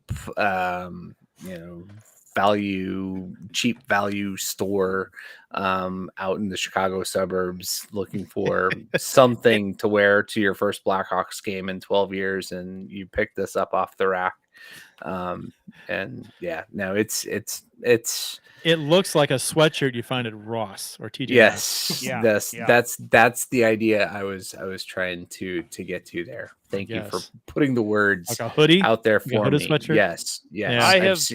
I've seen Blues stuff that's similar to this. And Yeah. it's like it won't go past this, but yeah, the only thing I can say to Chicago's credit is they've run out of ideas with as many outdoor games as they've played in. So That's the thing, But though. You again, can do anything you want with a jersey. Anything. Exactly. You can That's never why run out of you ideas, go ever. new. Stop Yeah. going back to the well. Just do something completely new. all right, for my rating on this, I'm going to give it a 3, just because when I look at it, I think Geno's East. I'm hungry. Oh, that does sound good. That's a good call. I give it a 1 I'm because you can wear it. You can technically wear it, so it's a jersey. That's my 1. I'm giving it my first 0. All right. Austin, what'd you say? He said 2. Oh, I said 2, 2. but I agree All with you. right. All right. Do we want to get let's an update on the rankings? Move off this piece of shit. Yeah, hold on. I can pull it up. Nope. Hang on. There we go. Oh, look at that. There we go. Yeah, we got the Anaheim so far leading the way with 26, and then Boston with 25, and then Buffalo with 23. So we're only a handful in. So Chicago is by Chicago. far. Well, actually, Chicago and Calgary both at 6. Yep. So there You you know go. what? I'm moving my 2 down to a 1. Oh, Mm. whoa. Chicago has officially dropped to last. Somewhere, Dave Portnoy is huddled up in the corner crying like in a cradle position. You can't change the score. You've turned the page. All right, And I hate St. Louis pizza. next. So do I. All right. Colorado. This is one that, and I am grown to hate the Avalanche now, even though there's a player there that is no longer with them that has made me hate them. I love this jersey. I'll just go ahead and start with that. It's the old Colorado Rockies look. It's just got the Rockies logo. It's got the Rockies stripes. The old Rocky weird striping at the bottom, which back in the day I probably would have hated, but I love the look now. I'm all for this jersey. Yeah, it's the Colorado state flag. That was where the Rockies drew their inspiration. This cleaner doesn't have the forced mountain into the logo. For reverse retros, Colorado's 2 for 2 in knocking it out of the park. I really like this. Clean. Stripes are, I can live with them. But yeah, I like this one a lot. I think the logo looks good. I think they personally, I think they screwed the stripes up. I don't like the stripes on this jersey at all. It's clean. I like the fact that it's clean and simple. So I'll give it a decent score for that. But and the logo, but the stripes and the sleeves remind me of Columbus's jersey. Yeah. I'm not that's not personally for me. So I'm gonna. It's okay. It's an okay jersey. Austin, anything? I mean, yeah, it's a good jersey. I think incorporating the state flag was a good idea. I mean, they knocked it out of the park with the Nordiques one, so yeah.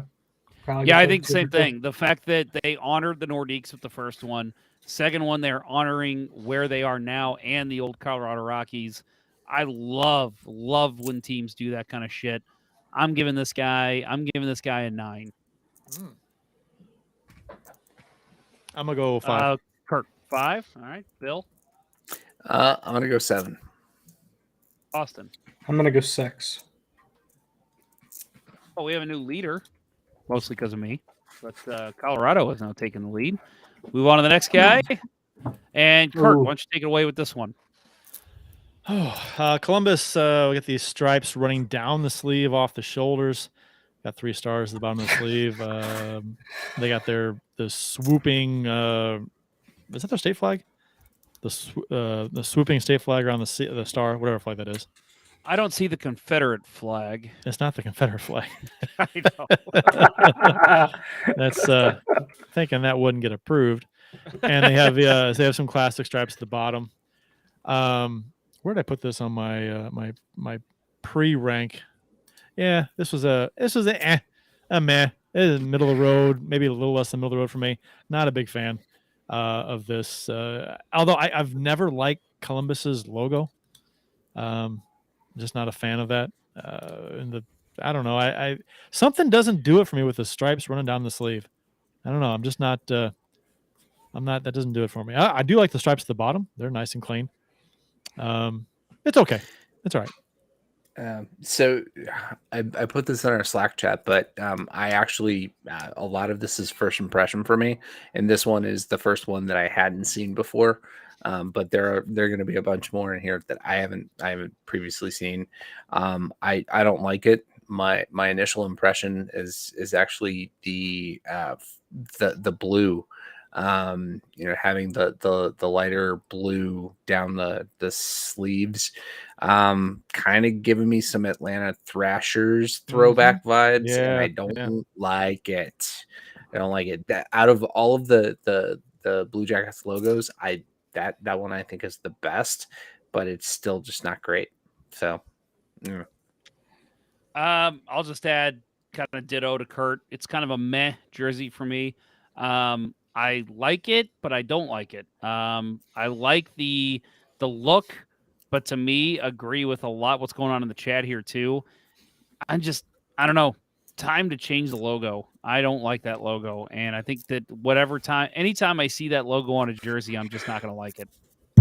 And I think we need to correct Ken here. He's saying Ohio is too far north to fight for Jefferson. Middle East. Yeah, come on. Mid-East. Austin, any thoughts to add? No. Okay, go ahead and start us off. What's your number, Austin? I'm gonna give it a 5. Okay, Bill. I'll give it a 5. 4. And I'm gonna go 5 as well. So very middle of the road for us. Yeah. Moving on, we'll go. Chris Bray in the Facebook chat. Ohio sucks. We'll go on to the Dallas Stars. Kurt, why don't you take us away?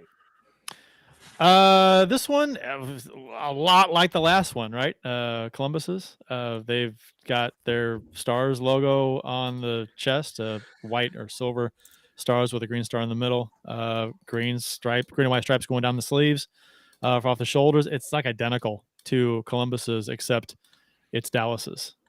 Except and there's no stars. And actually, the team that should have the stars on the sleeve are the Stars. The Dallas Stars. But I'm probably gonna give the exact same score as Columbus's jersey.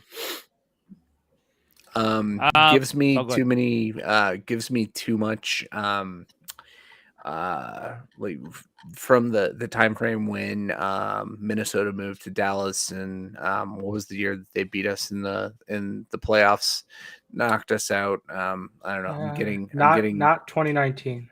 No, not 2019. 93 was it? But yeah, not it's giving me too many bad throwback vibes and no Mooterus. Come on, give us a Mooterus. Yeah, it's probably unfair to the other teams for me to do this, but since the move to Dallas, there are a few Stars jerseys that I have enjoyed. So, I look at so many and I just say, God, what were they thinking? Especially lately with the glow in the dark one, and then the all whites, and the ones that try to look like Cowboys jerseys. Oh God, they were all so bad. So comparatively speaking, I take this over many of the Stars jerseys. So I'm going to give this a decent rating. Not saying I love it, but man, it is so much better than the other Stars shit we've seen the last couple of years. Austin, anything to add? Not really. I mean, it looks exactly like the other jersey, like the last one we saw. And yeah, it really does. Right. Yeah, it's fitting. It was right after Columbus too in the review. And like Bill said, where the hell is the Mooterus? I wanted that back. That was. Let's be honest. If they brought it back, we'd hate it too. We would, but we would hate it so much we would love it. What if they brought the Mooterus logo back and had down the sleeve Mooterus written on it? And like totally owned it. Duck right off. Totally owned it. I want the next round of reverse retros for them to try to make the worst jerseys of all time. Well, all right. If they did that, Kurt, I'm in. I'll buy one. All right. Let's give numbers. I'm going to almost begrudgingly give this one a 6. Wow. Okay. Oh, you like it though. Yeah, that's right. 4 for me. 4. Bill?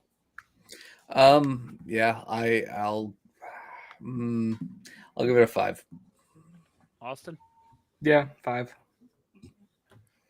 That is exactly a very average score. Basically, all of us evened out to give 5s.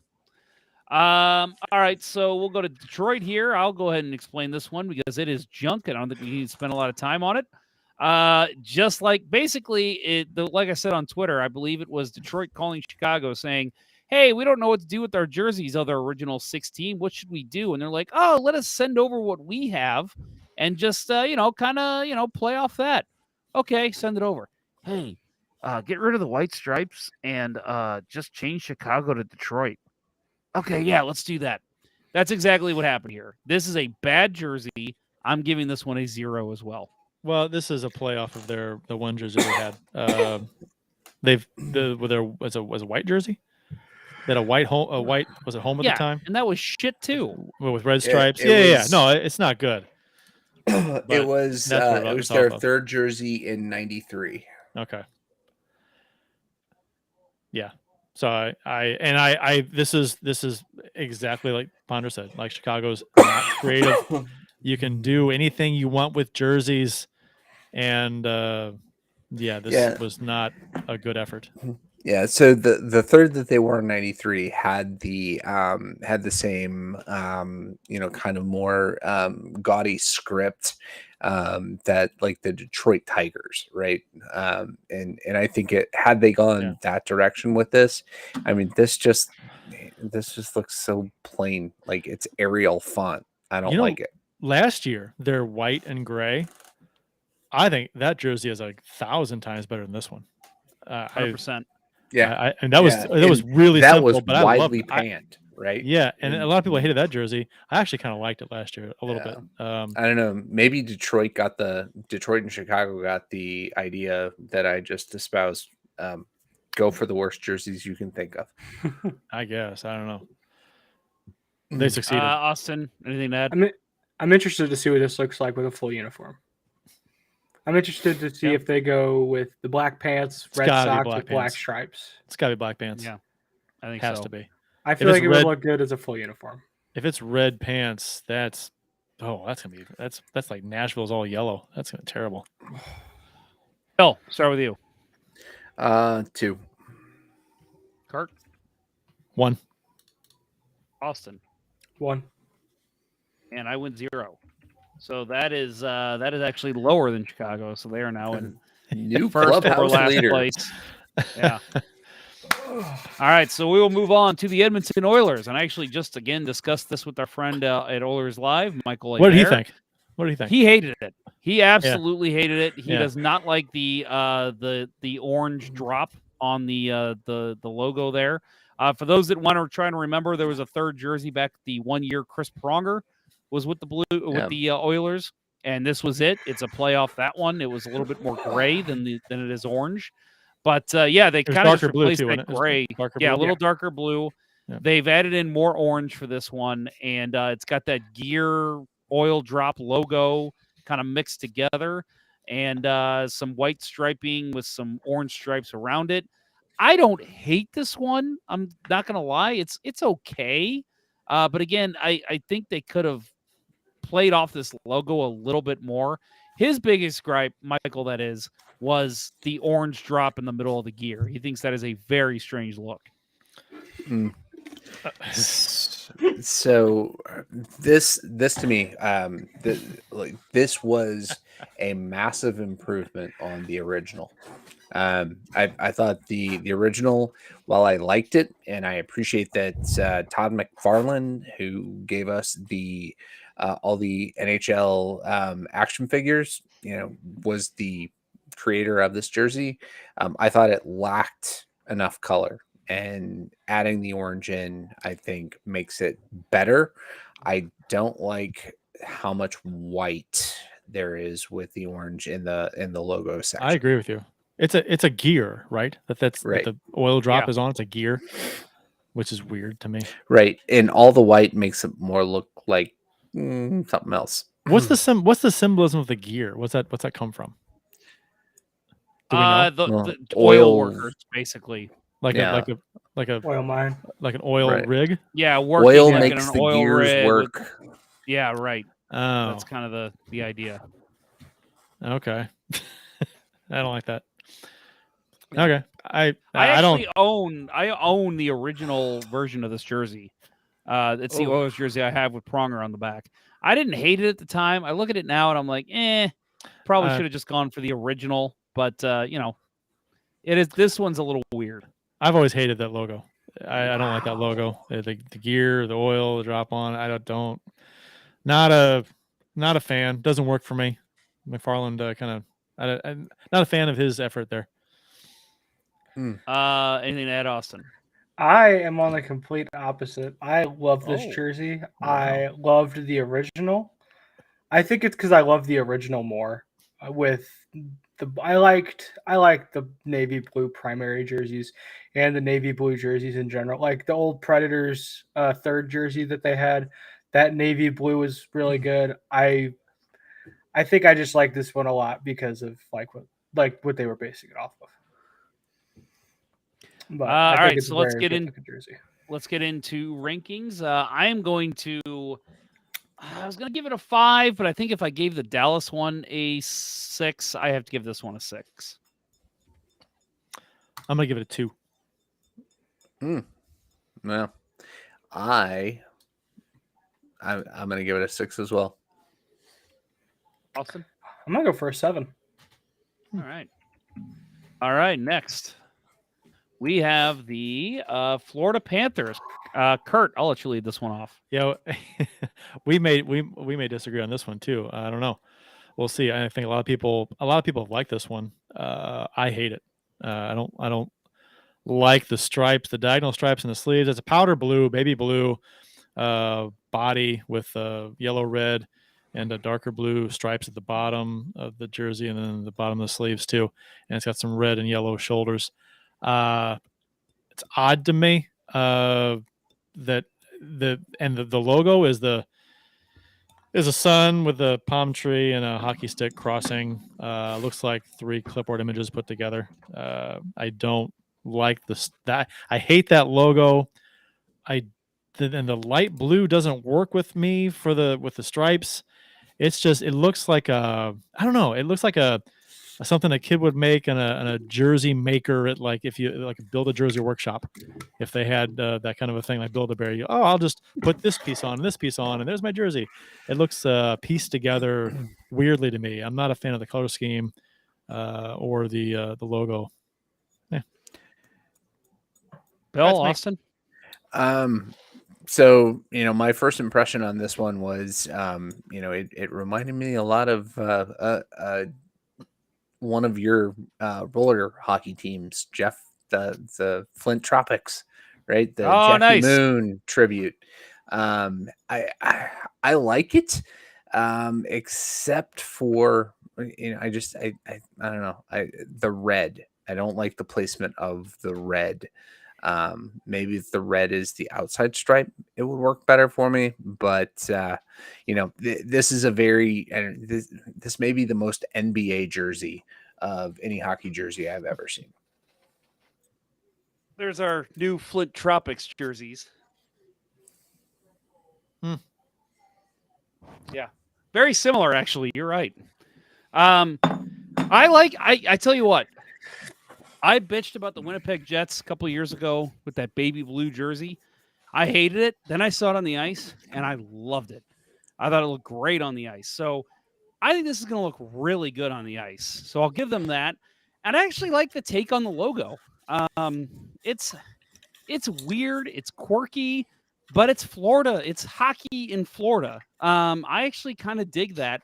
It's Pictionary. Never a fan. Not a fan of any of these stripes they've ever really had on their jerseys like this, but overall, I'm good with it. Austin? Yeah, I'm good with it. I like it. I mean, all right. I like baby blue. I like baby blue jerseys. There you go. So I'm actually, again, I think a week ago I would have given this a 6. I'm going to bump this up to a 7. I'm going to give it a 3. Kurt's giving it a 3. Austin? 7. Bill? I'm going to give it a 6. All right. Well, that's that one did fairly well. We'll move on. We're going to go on to the LA Kings. So they kind of went back again to that reverse retro they did last year. Just went with a white version of it, kind of. I think it's a little different. The logo, the crown logo with the striping is a little different than we saw on the purple jersey. So I like it. I don't like it as much as the last reverse retro, but it's an okay look. I like it. I like it more than their last. Well, maybe not more. I like this a lot. I like the white version. With the crown, I've had my issues with the crown, how detailed it is, and this is too detailed for a logo. But I like the look of this a lot. I think the yellow and the purple pop against the white, and I think I do like that style of stripes down the sleeve, the one that curls under, kind of like I guess Philadelphia has had that style before, where the stripe comes and it kind of curls underneath the underside of the arm on both arms. I kind of like that look. So yeah, I like this one. It's clean and nice. It gives me all the vibes of playing for CBC back in high school, right? We wore this color scheme, and I think this is a beautiful jersey. The crown logo, it works well on the white background, and this is pretty much what I was expecting coming from them this year. So well executed. Austin, anything? I mean, I like it. I agree. I mean, the white, it's clean. I mean, really, all white jerseys are clean. So, man, this is from Mike Leon. This is in my Mount Rushmore. Yellow and purple are an outstanding combo. Reminds me of Wayne Gretzky hockey on Nintendo. So that is getting high praise from Mike Leon. Although Wayne Gretzky hockey on Nintendo was one of the worst hockey video games of all time. Can't believe I spent $30 on that. I don't like the solid yellow or the solid purple, but I like the white with the purple and yellow accents. I think that works great.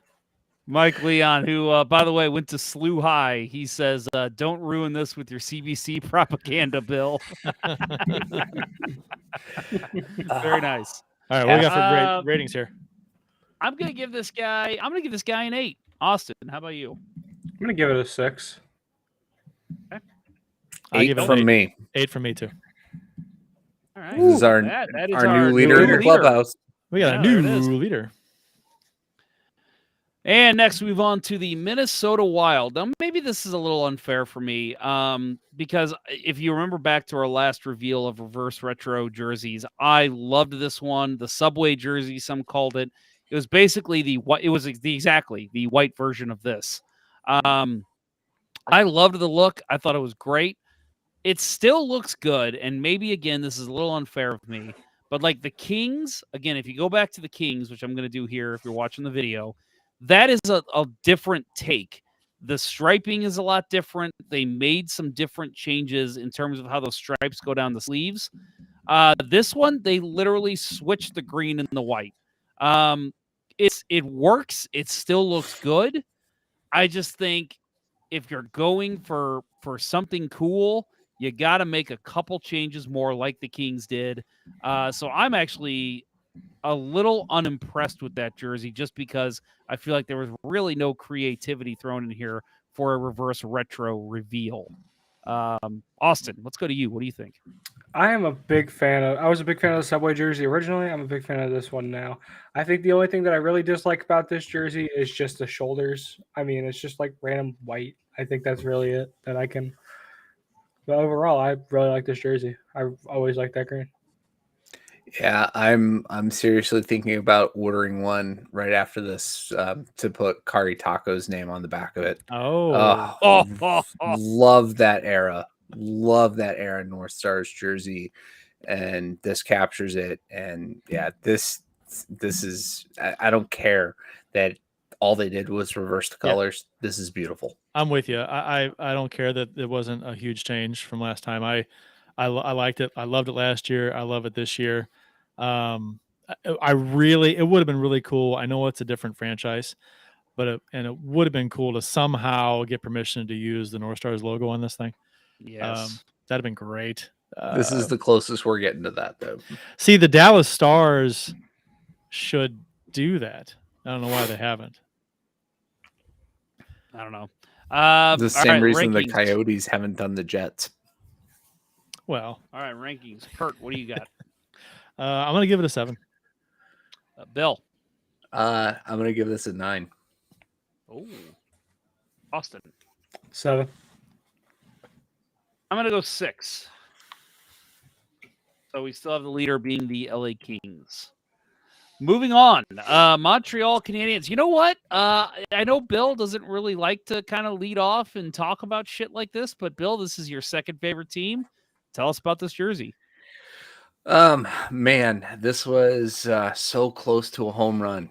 So close. They need a little more, and this is going to sound bizarre coming from the guy who said keep the red out of the Blues jersey, but give me a little bit more red, and it's all Montreal Expos, and that's what they were going for. And I think they felt just a little bit short. I think if they could have incorporated maybe even just a simple red stripe on the bottom, it gets there. And it's the Expos jersey, and I would be ordering 5 of them. But yeah, I don't know. I'll still order one. I need a Nick Suzuki jersey, so I love it because it's true to Montreal's history. But if they were really going for the Expos, I think just a little more red, and they got it. I love this jersey. I am mostly with Bill here. A little more red be nice, which is funny to say because we always talk about the Blues jerseys and getting the red out. Yeah, but Montreal's primary color is red. I know. I'm just saying with one team you want red, with another team you don't. But anyway, I love it. I like the blue works, the two-tone blue, the white looks great. But yeah, the only thing that's keep me from giving this thing a perfect 10 is the fact that the logo is red, but there's red nowhere else in the jersey. So that's kind of like you're just begging for some red somewhere. Anywhere, it's a thin stripe at the bottom. with the white and the blue or something. But I like this a lot. I think they're good. I am a big fan of this. I love the Cardinals baby blue jersey with the red. I think that is perfect. I think this is perfect. I think it's a great jersey. I've always liked baby blue. That's the one thing I like. I'm with you. I like the baby blue. Like you said, a little more red. It's weird that only the logo's red, but this is going to look fucking awesome on the ice. So I'm going to give this one an 8. How about you, Austin? I'm going to give it a 9. Bill? I'm going to give it a Gary Carter 8. I'm going to give it a 9. We have a new leader, folks. Montreal Canadiens. How about that? Mm. How about that? How about that? This week in baseball. So we move on to the Nashville Predators. So they go with the gold jersey in this one, and it's I don't know. Is it that different? I don't know. I'm probably partial. I don't like a lot of the Predators jerseys, so I guess impartial. The gray, they got gray and black sleeves. They've got that kind of newer looking Predators logo in the middle, Nashville written across the top. I know this one got a lot of love too. A lot of Predators fans love it, and good. If you love the jersey, I'm happy for you. It's not for me though. I don't know. I just feel like this is a very plain jersey for them. Not a big difference from what we see from them night in, night out. I'll give my rating later, but just not excited for this one. This is a bad jersey. The logo and the logo makes it really, really bad. The stripes are kind of stupid. I don't like the way the stripes they're thin, thick in one area, going thinner in another. It's weird on the arms. And the logo, I've hated this. I hate this logo. They're the saber tooth thing, Predator, I guess. But it's not a good with a triangle in the background. It's just a bad looking jersey to me. And the I don't know, the yellow. And whatever, they've embraced yellow, fine, but the logo is what kills this jersey for me. So I just had this vision of Kurt reading that as the Malibu police chief in Big Lebowski. I don't like your jerk off color scheme, and I don't like you jerk off. It's very, to me, it's very meh. I kind of liked the silver aspect of their original jerseys. So kind of glad to see that thrown back in there, but it's just another Predators jersey. I couldn't have picked this out of a lineup except for that they have Nashville across the top. That's the only difference. Otherwise, I'd say this is something they've used before. I think it's an easily forgotten jersey. Yeah, to me. People aren't going to remember this jersey at all. I don't think. Yeah, I'm not a big fan of this. The logo, I mean, it's odd. I don't know. I didn't like it when they used it before. I still don't like it. I'm going to give this one a 3, fellas. How about you, Austin? 3. I'm on it with 3 too. I'm going to give it a 2. I'll give it a 4. All right. I do think it's odd that they're still like, I remember you guys said something about it last year, I'm pretty sure, with the hoodies under it. Like, if you're going to use a hoodie, don't use like what Chris on Facebook said, don't use a red hoodie on a yellow jersey. That is very odd. Like, a white would have been perfectly acceptable with that, I think. All right. Moving on. We got the New Jersey Devils. Went very colorful with these jerseys. So as you probably know, they are primarily red and black. In this one, we've got red, blue, yellow, and white. Obviously, the jersey is primarily white. They changed the black outline of the New Jersey Devils logo to be blue. And again, the stripes at the bottom and on the sleeves are they go in this order: blue, yellow, red, white. It's a Colorado Rockies jersey with the Devils logo. Yeah, pretty much. Or is it a Kansas City Scouts jersey with the Devils logo? That's what I was just about to ask. Yeah, maybe it is that one. Because ESPN has it listed as on their site as a Colorado Rockies Right. That's where they moved directly from. Yeah, that's right? where they're from. So it's got to be that. I But know. now you mentioned the Scouts. I'm like, oh, maybe it is. Scouts. Scouts. I oddly kind of like this jersey. I think it's gonna look really good on the ice, depending on how the rest of the uniform fills out, pants and socks and stuff. And if they do that right, I think this could look pretty cool on the ice. I've always liked New Jersey's the Devils logo, classic, and the stripes are clean. I like the colors well balanced. I like it. I think it's a well designed reverse retro mashup jersey. Yeah, the one thought I just had was Martin Brodeur played for the St. Hyacinth Laser of the QMJHL, and they had a very similar color scheme. This would have been pretty awesome to see him get to wear during his playing career for that reason alone. I've always loved that Devils logo, and just seeing it with some different color schemes. The black and red is my least favorite. I was always more partial to the Christmas theme, but this is even a little bit better, so I like it. Austin? I mean, I like the color scheme. It works well with the jersey. I mean, I don't think they. Well, actually, yeah, never mind. Okay. Yeah. All right. Yeah. No, the thought that went through my head made no sense, and I'm like, it's not even going to come out. Oh, that's every day with me on this show, my friend. I'm going to start off. I'm going to give this one a solid 5. I'm going to give it a 7. Bill? 6. Kirk goes 7. Bill? 6. Austin? 6. All right. And moving on. Kurt, why don't you take it off here and tell us about the New York Rangers? The Rangers, I think I made the same comment last year for their reverse retro when I said it would look good with jeans. As a fan wearing it in the stands. I think this is a great jersey for a fan to wear with jeans to a game. It looks comfortable. It looks like it would just go with for a fan jersey. Right. When Margot Robbie shows up at MSG wearing this jersey and jeans, everybody's going to love it, right? Yeah. I want to buy one for sure. I've always loved the Statue of Liberty logo with the Rangers. Real clean, nice design. Love it.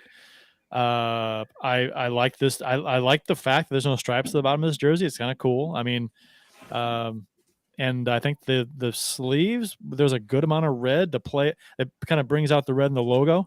Then the sleeves, the red in the sleeves do, and the red numbers on the blue shoulder sleeve pop. I like this jersey. I'm a fan of this one. Maybe about the same lightness factor as the Devils one before, but or maybe a tick more. What about you, Austin? I mean, it's kind of like Arizona, right? I mean, they kind of just took the same reverse retro jersey and just swapped out the base color. It's a great looking jersey, but I think it's my bad. No, please. I think creativity is very low. Yeah.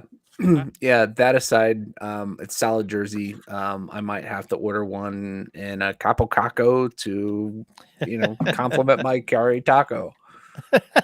Oh my God, man, that is the greatest line on this show of all time. Can we clip that? Let's clip that. I have to buy a Kari. Wait, I have to say that again. I have to buy a Capo Caco to compliment my Kari Taco. And then when we get to the Sharks, I might have to get a Capo Kakinen. Oh wait, no, he didn't go there, did he? Oh, maybe he did. I don't know. I love it though. I love it. No, I'm down with this jersey. I like it. It's very clean, very simple. It's an easy look for them because, like Kurt said, that is one of the best logos in hockey, in my opinion. You can slap that on almost any jersey that's not, completely made up hideous, and it's going to look good. So, I like this one. I'll start off with our rankings. I'm going to give this one a 6. 7 for me. Kurt? Bill? I'm going to give it a 7. Austin? I'm going to give it a 4, just for the purity of it's not original. And we'll move on talking about the New York Islanders. Kurt, tell us about the Islanders. Wow, the fish stick. The Gordon's Fisherman is back on the Islanders jersey, which people were yelling for last year, right? They gave him what they wanted. They gave him a slightly different shade of blue. This jersey is interesting. They have a slightly like a slow wave, not a diagonal, but it's like a arced and then curved. It's weird. Stripes at the bottom, kind of at the bottom. They kind of go kind of high. And they got the some stripes on the shoulders, and the diagonal stripes in the sleeves. Looks like I've not a fan of the Gordon's Fisherman logo for the Islanders. And I think the bottom stripes are up oddly high, like uncomfortable high. It's weird to me. Yeah. It's a fairly clean jersey. I think it's too dark. The blue's too dark. I don't like that. It's okay for me. Yeah, that's my one complaint. Is it's too dark, that it almost looks black. Yeah. And that the Islanders had a bad experience with that in their Brooklyn days. But I was so happy to see the Gordon's Fisherman come back. I thought last year was such a letdown, or 2 years ago when they did it, it was such a letdown. Just to change the color blue on their current jersey and shun Mr. Fisherman. This is I think this is really probably like when this idea was pitched, when Adidas pitched this, that was what they wanted. They were really just trying to bring the Gordon's Fisherman back to the game of hockey, and we finally get it here on the second try. Chris Bray, yeah, that needs to be said. That was a good comment.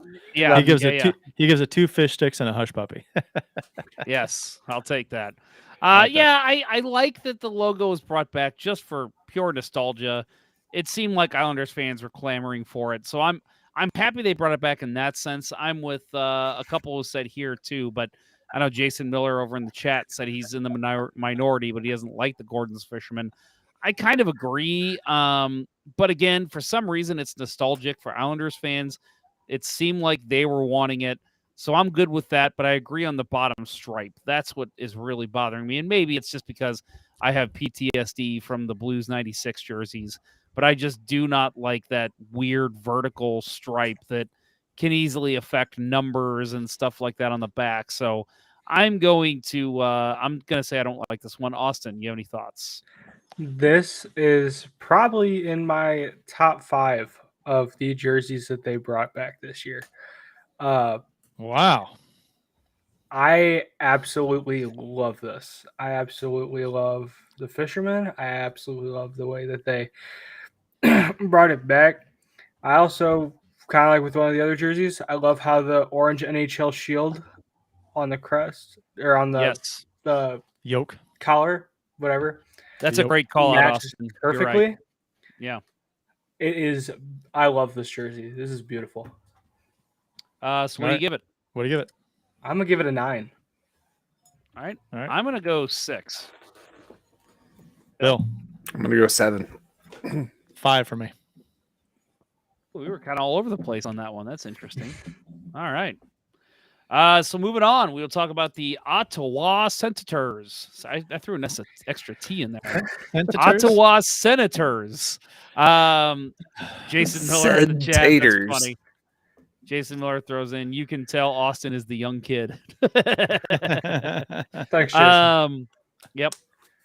So the Ottawa Senators, they go with the old school Senators logo when they first came back in the league here. And they went with, what do you call that, Kurt? The stripes there in the middle that are like going through the logo, and it looks like the jersey was put down to have stripes put on it, and somebody moved the jersey as stripes were being put on it. Yes. Stop rotating the jersey. Stop it. It looks like a bad misprint. The stripes are all messed up. Right. I think Matt Harris had that comment. I forget which jersey it was, but it looks like a fuck up went to print. Yeah. Yeah. So my impression on this one was, that they basically had a bunch of old jersey templates and logos laying around and just kind of like went into a room and threw them at one another. And this is it looks like the original logo with the Alexei Yashin era sweater without the white, and it's a mess. Matt Harris said, what a fucking disaster of a jersey for Ottawa. It looks like a circus mirror distorted the stripes. That is exactly what I was going to say when Bill was done commenting. And then Ponder put it up there. I'm like, holy shit, we had the exact same thought. That's funny. Yeah. Well, Matt Harris is throwing some hate towards Ottawa. Yes. He also adds trash jersey for a trash fan base. He is taking this personal. Yeah, a little bit. Calm down Austin, there. Austin, anything to add there, sir? I mean, it's interesting. I mean, I don't really know what else to say about it. I think the numbers are too fat and they look ugly as well. Yeah, those twos are very odd looking. That's the Yashin era jersey again. Oof, don't I like think it. I think if they brought back the other logo from the one that they had a few years ago, and but Austin, that NHL logo pops on the neck and the collar, so he should get a 9. That's true. That's actually a very good call out by Austin. I agree with him. That does look cool, but other than that, the rest of the jersey is garbage. I'm going to give it a 2. Oh man, Kurt. Okay, Bill. 3. You know what? The only number I can see on the jersey is a 2, so I'm giving it a 2. All right, moving on. The Philadelphia Flyers with a very silly dancing man modeling the jersey here. It's I don't know what to say about this. So it's a white jersey with their regular logo. It's got a black stripe at the bottom before it hits back into the white. They've got the orange on the sleeves at the very ends, and then the black neckline. To me, and maybe it's just the way this jersey is presented, it looks like a practice jersey. And so I'm just not. Yeah, it looks like there's like, oh shit, reverse retros are due. We got to reveal them tomorrow. Okay, get this to print. Like kind of like Detroit a few years ago. Yeah, it just doesn't look right to me. It looks a little off. Maybe it'll look different on the ice, but I'm not impressed by this one. You know what would have I would have liked to have seen this jersey without any orange at all. I know that's the Flyers colors, but just a white jersey with the black stripes and that's it. Do you keep the orange in the logo? I'm trying to decide that as I'm talking, whether I want that or not, because we talked about that with the other jersey with the Montreal, about how it's weird there's no other red besides the logo. No, I think I take take the orange out and make it like like black and gray. Maybe replace the orange with gray, make the gray dot in the middle of the Philly logo. I don't know. Yeah. And then maybe you add stripes across the black stripes that are gray as well. At the bottom? Yeah. Maybe at the very bottom. Yeah. Chris Bray says this would look good with white pants, but since they're the Flyers, they would have to be Cooperalls. Ooh. You know, they have Cooperall pants they're wearing in warmups with this jersey. Wow. Yeah. Are they white? They're not Cooperalls. They're black. They're black. They're not Cooperalls. Cooper's no longer, but they're one piece. Yeah. So no, I agree with Matt Harris, right? It's a good Flyers jersey. It's bad reverse retro. How about that? I think if they take the orange out of the sleeves and leave it just as one point of focus in that logo, that logo is classic. Leave it alone. Get rid of the rest. And I don't know. I think the stripe at the bottom is just too thick. Either break it up into 2 lines or simplify it, knock it down by about half. How about you, Austin? So I just looked on Twitter because I was curious, like what this black stripe is up here. It is just a thinner. It's like a thin stripe that comes through, and then it's white again. Creativity is I would almost say non-existent for Lacking. it. Yeah. Yeah. And yeah, I like Matt Harris's like comment. Detroit's. He says Flyers jerseys feel like an original 6 team where they're scared to try something crazy. Yeah, I agree. I feel like their jerseys have been very plain, especially the last couple of years. But I'll give this one. I'll be a little more generous with this one. I will give it a 4. That's what I'm giving it to. 4. I give it a 5. I'm gonna give it a 3. All right. So moving on, the Pittsburgh Penguins guy apparently who just farted, and he is wiping the smell away. It's an interesting one. It looks very similar to the Mario Lemieux era jerseys with the proud-looking penguin with the yellow and the black and the white. That'd be an Emperor Robo Penguin, right? I guess something like that. Yeah, right. Yeah, and it's got the white stripes followed with some black, then some yellow in the jersey itself, in the body of the jersey, and then in the street. God damn, I can't talk. The sleeves as well. In terms of creativity for this one, I feel like they just kind of went back to the well and went back to that old jersey. I mean, the striping's a little different, but that's really it that I'm seeing, unless you guys see something I'm not. I mean, it's a nice looking jersey. It's clean. It's they do have the diagonal fucking stripes on the sleeves, and the shoulder stripes come down to a point. So I mean, I kind of like. I've kind of always liked the logo, this logo, but when you compare it to their other logo, I like the other one better. So this one's kind of like it's when I see this one, I'm always like, oh, I like this one. I like the other one better. But this is a good logo. I don't know. I think this is a fine middle of the road jersey. It's nothing amazing, but it's safe. Yeah, I'm on board with that. I was hoping they would go with something more with their original, with the original baby blues that they had. But not getting that this time around. This out of all their logo variations over the years is probably my least favorite. I had such great disdain for Mario Lemieux for most of his playing career, and only now realize the error of my ways. Chris Bray is knocking out of the park with some of these comments. Yeah, he's got some good ones. Sorry, I already gave away. Go ahead. I was saying, Chris Bray said, reminds me of Kevin Stevens and Hookers, which happened at the Travelodge in Collinsville. I already gave away comment of the show, Chris Bray. I'm sorry. It's my fault. I didn't expect so much wit. Jeff does that. He will give away comment of the show 10 minutes into the show. I gave it away in the third segment of the show.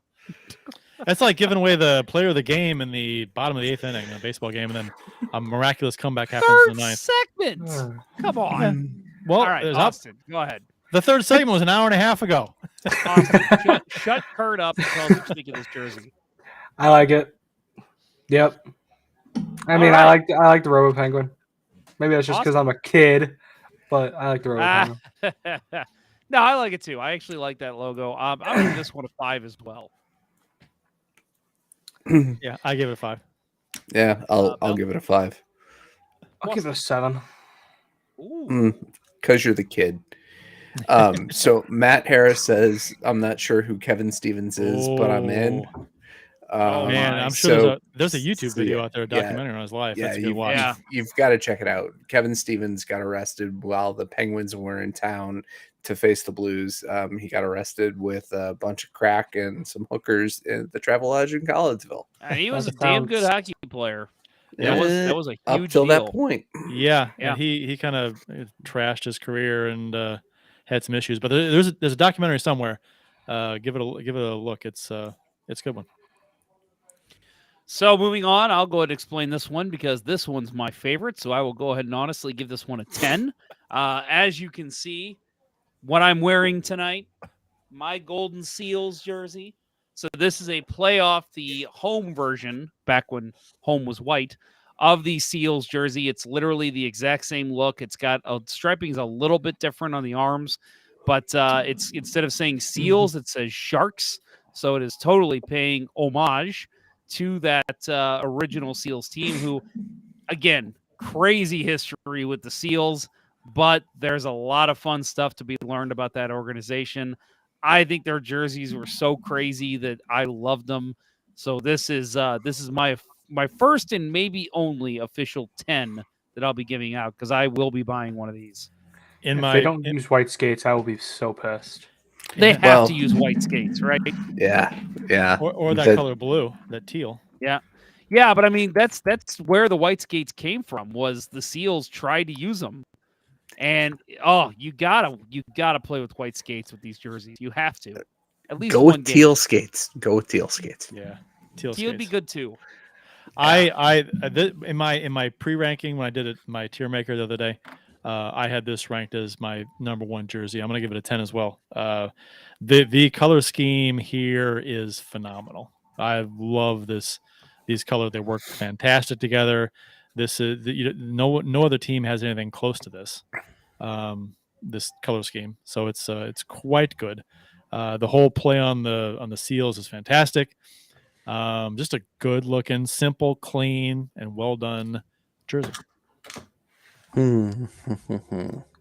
Let's go to Bill or Austin. What do you guys think? I'm a big fan. I like this jersey. I mean, I liked the original Seals jersey. I like that they're going back to it. Yeah, I mean, there's not much really I can say. What's your rating, Austin? I'm gonna go with an 8. I like this better than the Seals jersey that Ponder has on. So it's pretty solid. Yeah, it probably does get.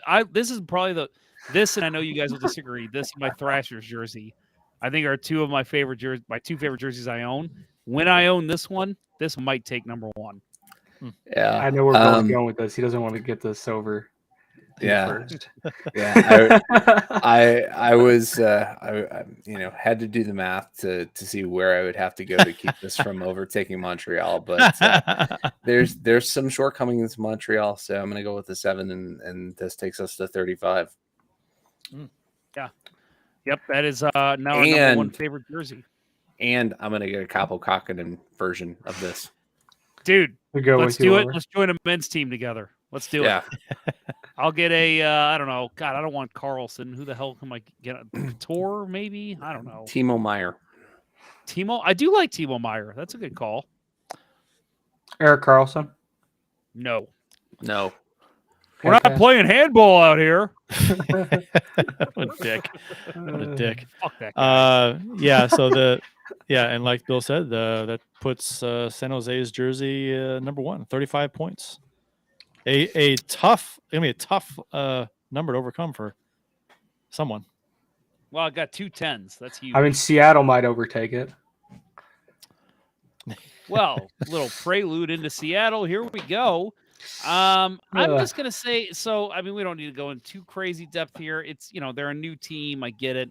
So, not a whole lot of history to go off of. So they went with their logo and just some weird striping between their off teal color and their black color.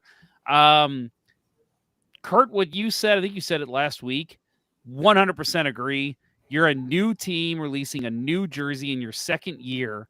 Go with a concept jersey. Yeah. Go look at what the fans are putting out before the team came out and completely just, hey, you know what?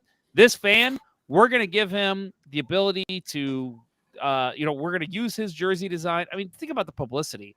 We'll give him, half season tickets, full season tickets. He'll be here to meet the team when the jerseys are unveiled. Like, there's so many cool things they could have done if they just would have went with a concept jersey, but they just went with this, whatever this is. There were some really cool concept jerseys too, really well done, high quality stuff. Rain City Bitch Pigeons. The Rain City Bitch Pigeons. Right. That was awesome. That's as much as I want to believe this is the closest realistically we would have ever gotten to see a Rain City Bitch Pigeons jersey in real life. that was never going to happen. My grudge with this is the same, right? Go with the concept jersey. Go with one of the names that could have been. My preference would have been the Sasquatch, just because that's just a fascination I have.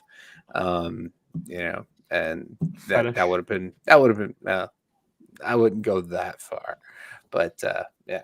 I actually like the jersey. They could have done some cool stuff that they didn't do, like we talked about.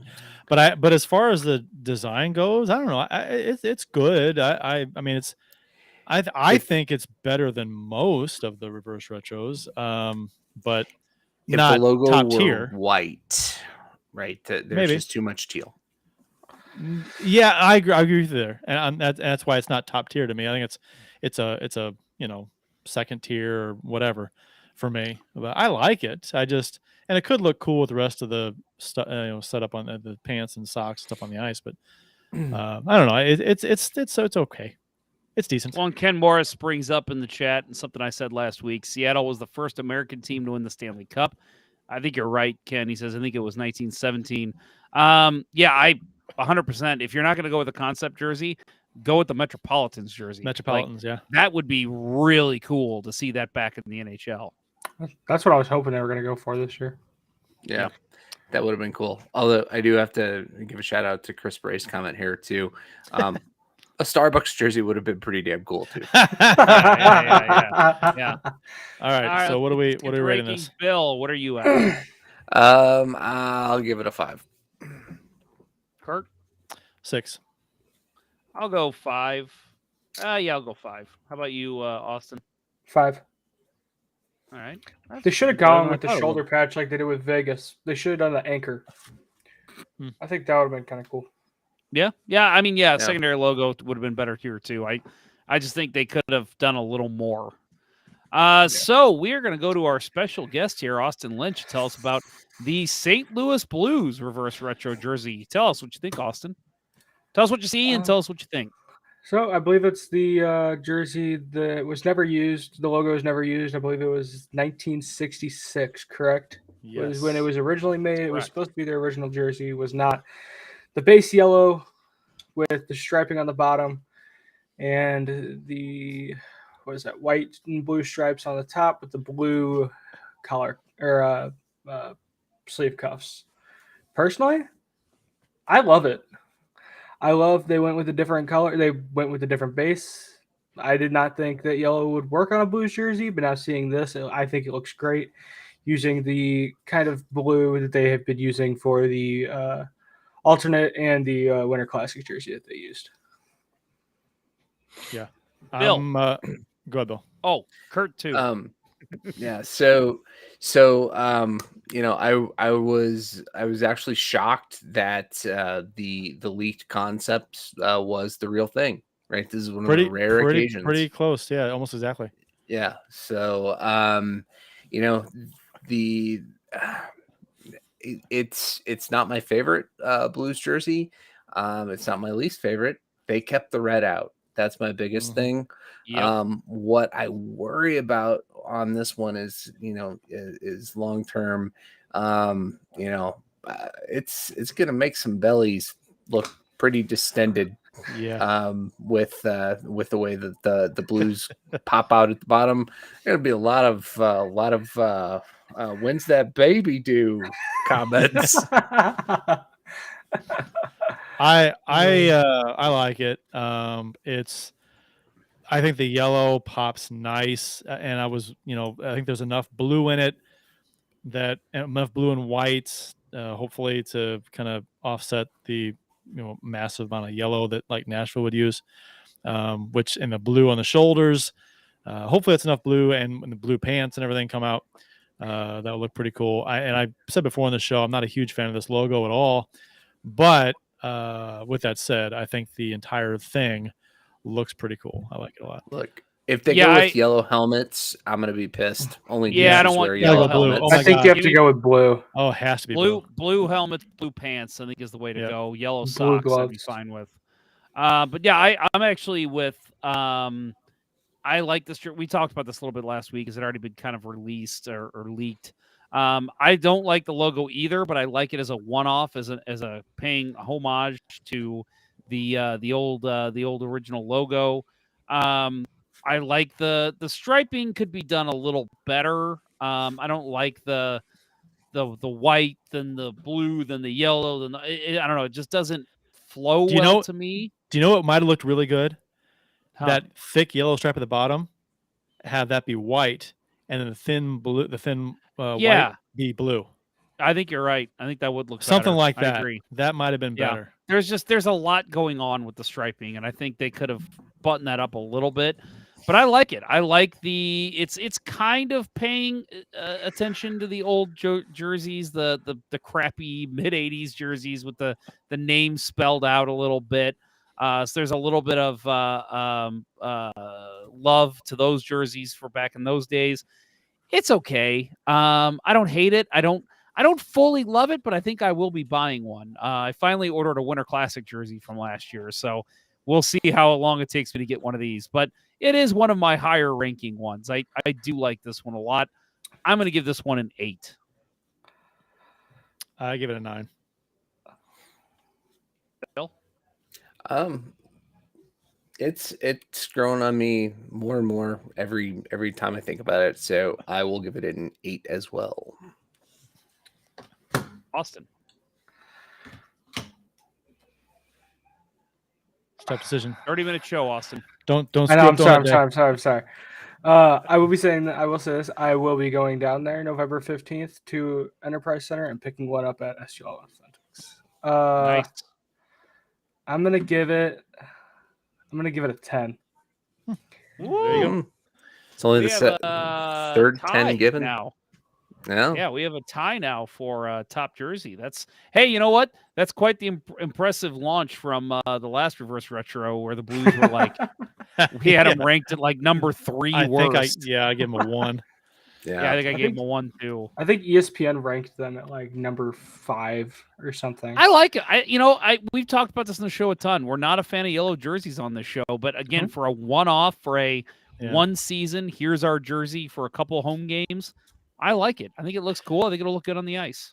Yeah, I think it'll look great on the ice. Actually, it'll look fantastic. All right, moving on. Next we'll up, talk about the Tampa Bay Lightning. You know what, Austin? We'll let you take this one too, because I know you're kind of a Lightning fan as well. What do you think? I think. I mean, that's all you have to say. Wait. Is this like a roller hockey jersey? No, it's a motocross. It's motocross. Yeah. That's what it is. Roller hockey and motocross. I mean, it shows elements. I guess there's like a rain backdrop with waves at the bottom, and I guess what is that? Lightning bolts on the side. I mean, it's not good. It's hideous. Yeah, let's be honest. This is awful. This is worse than Chicago. I have this. This is the only jersey I'm giving a 0 to. This is a terrible, terrible jersey, in my opinion. If one of you guys like it, God help you. More power to you. But I hate this jersey. I don't know. I mean, this is almost like we talked about making a jersey bad on purpose. It's almost like they tried to do that, which and now that I see it, I'm like, no, I hate it. I don't like it. I don't like it because it's not so ugly it's good to me, which some people have said about this jersey. And actually, I think TSN guys, they had like 4 guys doing what we're doing, and they rated this one pretty high. Yeah. I was like, what the fuck are you guys? This jersey is this might be one of the worst jerseys ever to see the ice in the NHL. It's pretty bad. I'm going to agree with you. I'm not a fan. I don't even want to talk about it. I'm just going to give this one a 1. Yeah, no, it's when I look at this jersey, for some reason, all I hear is the dial-up modem of the mid 90s. And yeah, it's like, somebody put a jersey together using, paint, the original paint. And it's god awful. Motocrosses, I think the Dallas Stars glow in the darks were the worst motocross offenders. This is right there. But I'm gonna give it a 1. Kurt, that's on you. You see that message there I do from see Austin. it. Is Winnipeg next? Which one's next? No, they're No, last. Winnipeg's I last. just realized that. Yeah. Okay, sorry. I'll fix it. Yeah, that's all Kurt. Don't blame me. I do nothing wrong. Sorry, I don't know. You sent me the thing. All right, so moving on. Oh no, did we I'm sorry, did we rank them? I'm gonna give it a 0. It's 0 from Austin. Good. Bill? I give it a 1. Oh, we might have our lowest one here. 0 for me. 3. You got 2 zeros and 2 1s. Wait. We're missing another team. We only have 31, even with the addition of Winnipeg. Are we? He's right. Yeah, we're missing Washington.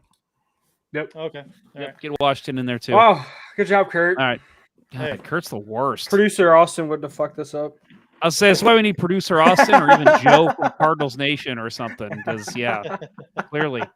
So while Kurt's fixing that, we'll move on to Toronto Maple Leafs. I'll explain this one. So basically, it is another, to me at least, an original 6 team, not wanting to go too crazy with their jerseys.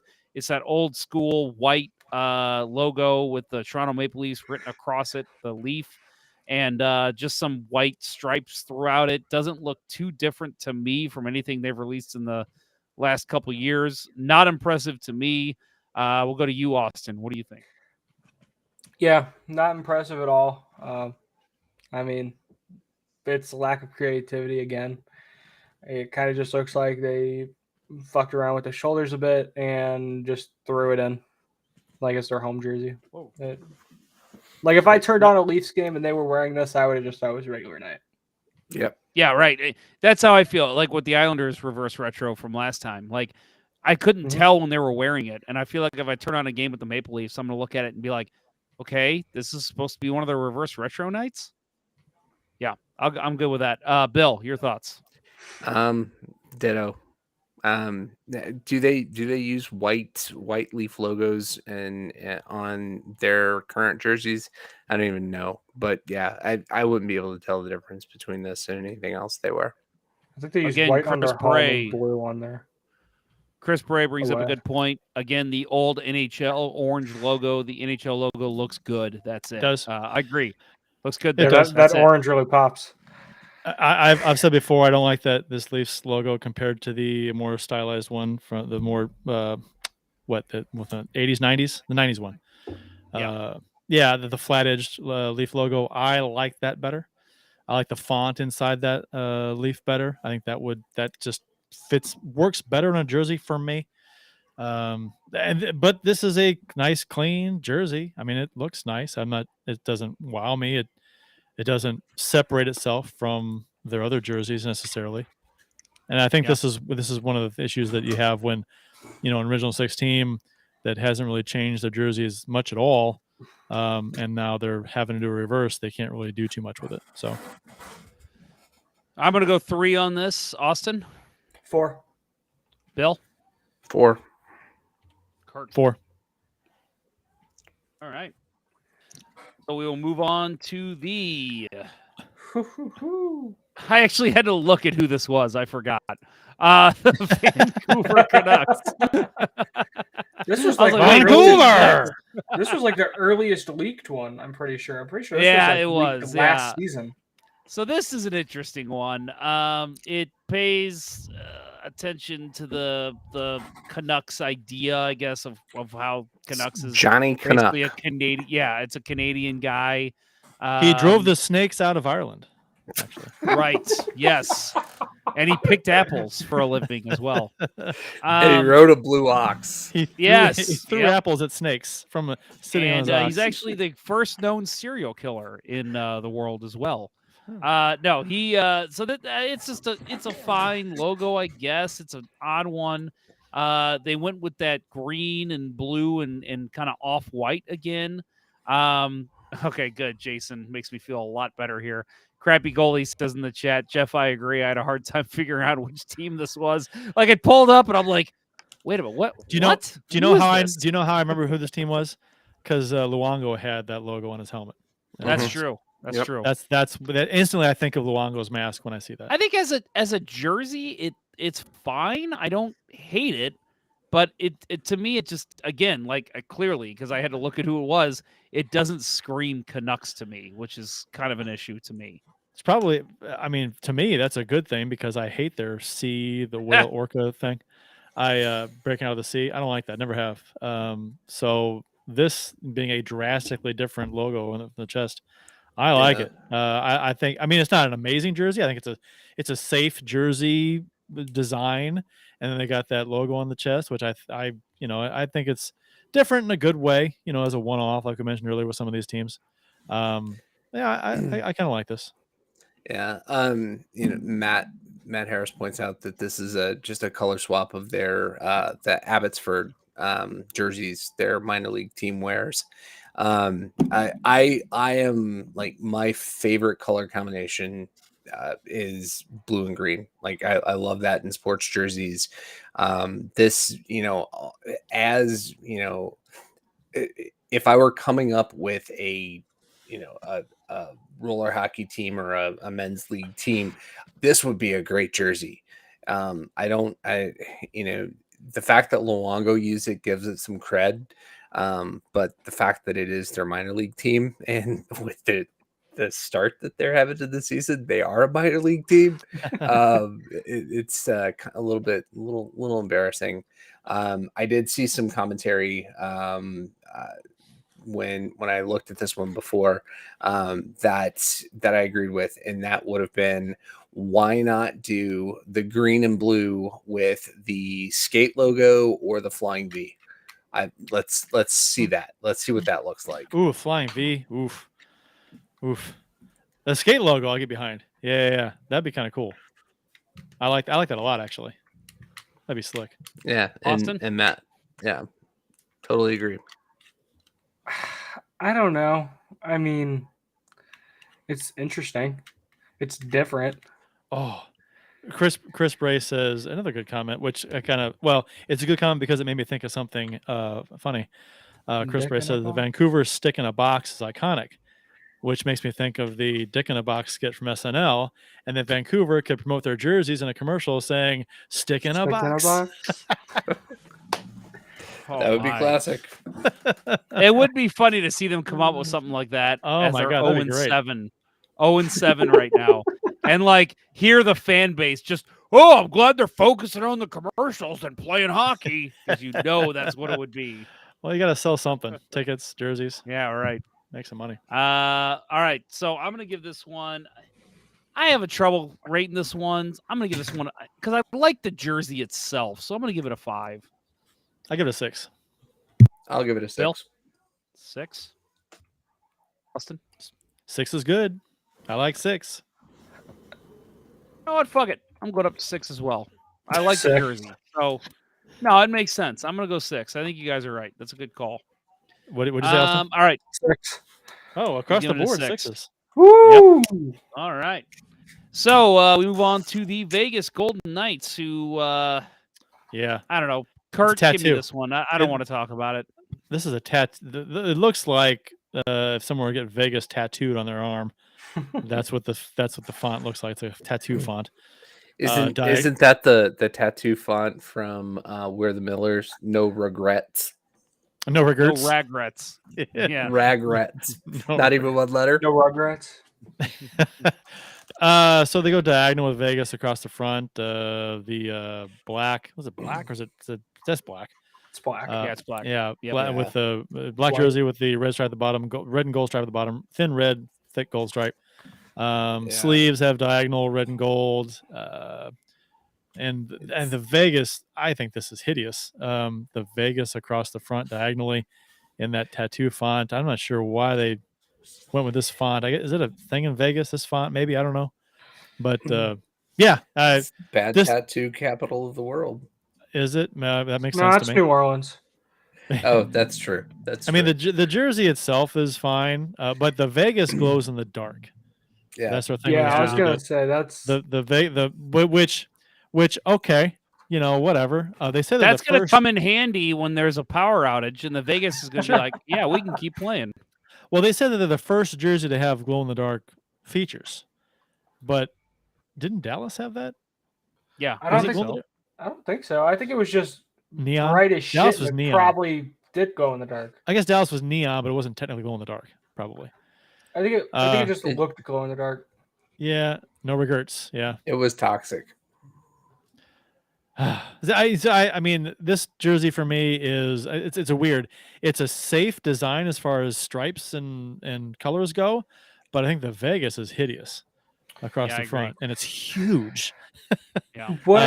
I hate. What this else jersey. would you have I hate done? it. What else would you have done though? Like they don't really have like a history. They already used Well, and the again, this secondary is logo. where you go to the fans. To me, Go to the fans. True. Be creative. Do the history of any hockey team in the area. I don't know. You could do all kinds of things. And just writing. Yeah. Vegas What died in the about front, what was that team that Bobrovsky was it that played for out there? The can't remember the name of that AHL team, but you The could have gone Mavericks? with one of their jerseys. The Henderson Silver Knights. They could have put a big grasshopper on the front to pay homage to the very first outdoor game that was played in Vegas between the Kings. Yeah. Were they and the Kings and who else was it? Kings and Wasn't it the Oilers? Wasn't it the It game they had to might have stop been because the it was Oilers. ice? It was the But the Kings and the Grasshoppers- Rangers. the Rangers. grasshoppers. Rangers. The grasshoppers delayed the game. Yeah. They're flying grasshoppers just all over the place. That'd have been kind of funny. Yeah. Do something like All right. that. All right, What- let's what- get All right. we're talking Yeah. too much on this crap jersey. Yeah. Let's get to rankings. Two. Kirk, I Bill. love this. 5. Austin, 8. 8. Oh, we I gotta love hear this. why. I love this. I think it's the diagonal and the font. How many bad tattoos do you have? None yet. Plenty in his None future, yet. though. Yes. No. No. But I loved Pittsburgh's. I loved the Pittsburgh diagonal. I love this. I think the font actually works perfect for Vegas. I don't know what it is about being it. a gaudy town. Yeah. And I mean, colors work perfectly. I mean, obviously. But I think it's a great. I like this jersey. The Wranglers was the team I was thinking of. I don't Yeah. remember what the city name was called, but because it wasn't the Vegas. It wasn't Las Vegas Wranglers, was it? Oh. I What think do it you- was. Anyway, Yeah, Matt. Moving on. Matt Harris Moving on. really throwing Matt, I some love shade you. at us. Love you, Austin, Matt. my boy, us youngins have to stick it up to these old farts. Suck it, Matt. All right? Ugh, Suck it. That's all I got to say to you. I'll be saying You're that to not, you when you don't make the playoffs this year. I'm trying to think of the what's something a young person would say to another one. You're not Next on jersey. fleek. That's what way they off. should say. All right, we go to the Washington Capitals. Going back to the old logo with the eagle, back in the the Peter Bondra days. Wait, we skipped Winnipeg. No, they're last. Winnipeg's next. Oh, Kurt, get the spreadsheet right. What the I'm fuck? going alphabetical. No, he's right. Austin screwed this one up. Well, okay, never mind. I didn't know it was next. I didn't look. Wait, did I? What is it? Doesn't matter. Well, I guess It doesn't it matter. depends on how you are. We going by abbreviations on how to spell it, or the actual city name? WASHWI. Okay, it doesn't matter. It doesn't matter. Yeah. You're actually All right. right, we're Austin. going with the Capitals. Winnipeg. All right. It's Capitals acronyms, not it no is. city name. We're going by city name.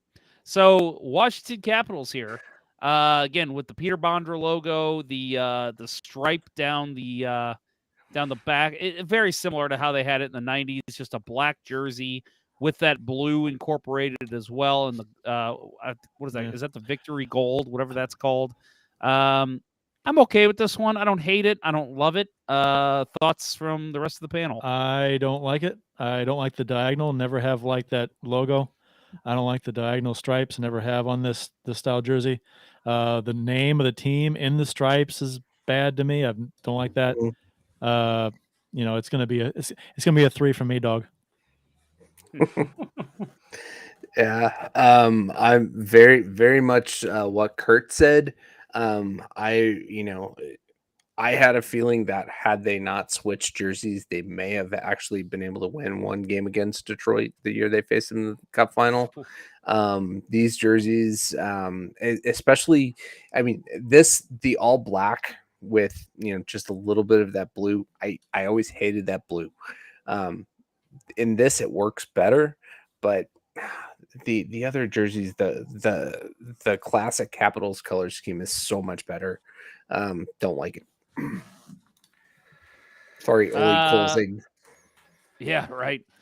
So we'll go ahead and move to rankings on this one. I am going to give this one. I'll give this one a 5. Kurt, 3. Austin, 3. I'll give and it a ask you, 6. Bill. 3 and All right. 6. All right, last jersey. We move on to the Winnipeg Jets. Kind of the classic Winnipeg Jets that we know. The old logo from back in the day, the jersey I owned that I love back in the Kachuk and Thomas Steen days. Dale Hawerchuk, Don Beaupre, right? Bob Asensa. Yes, let's just name random Winnipeg Jets. But no, it's a nice logo. There's no red in it, which is a little interesting. Mo But Mansa. it's got the They did Bill. they did what we talked about Philadelphia could have done. They changed the red plane in their jersey and their logo to blue. Yeah, and I think it's solid looking enough. I like the blue and the black. I think they go well together on the white jersey. I want to hate this one because of the same reason I said last time with the reverse retros with the Jets.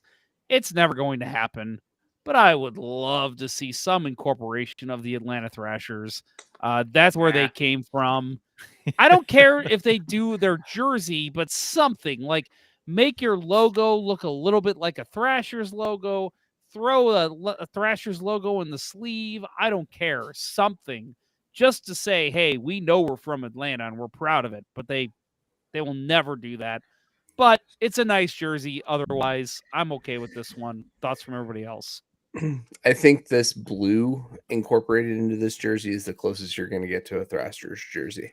Yeah, probably. I like this jersey a lot. This is one of my favorites, actually. I think the simplistic nature of this jersey just works really well. I think taking the red out, two-tone blue with white, the dark blue stripes on the sleeves and the bottom, bring out the dark blue and the Jets logo on the crest, I think, and in the collar. It's all the color balance in this jersey is really well done because there's not a lot going on in this jersey, but every element of this jersey helps tie in other elements. I think it's just a really nice looking jersey that I think is another one of those cases that's going to look good on the ice. Anything else from anyone else?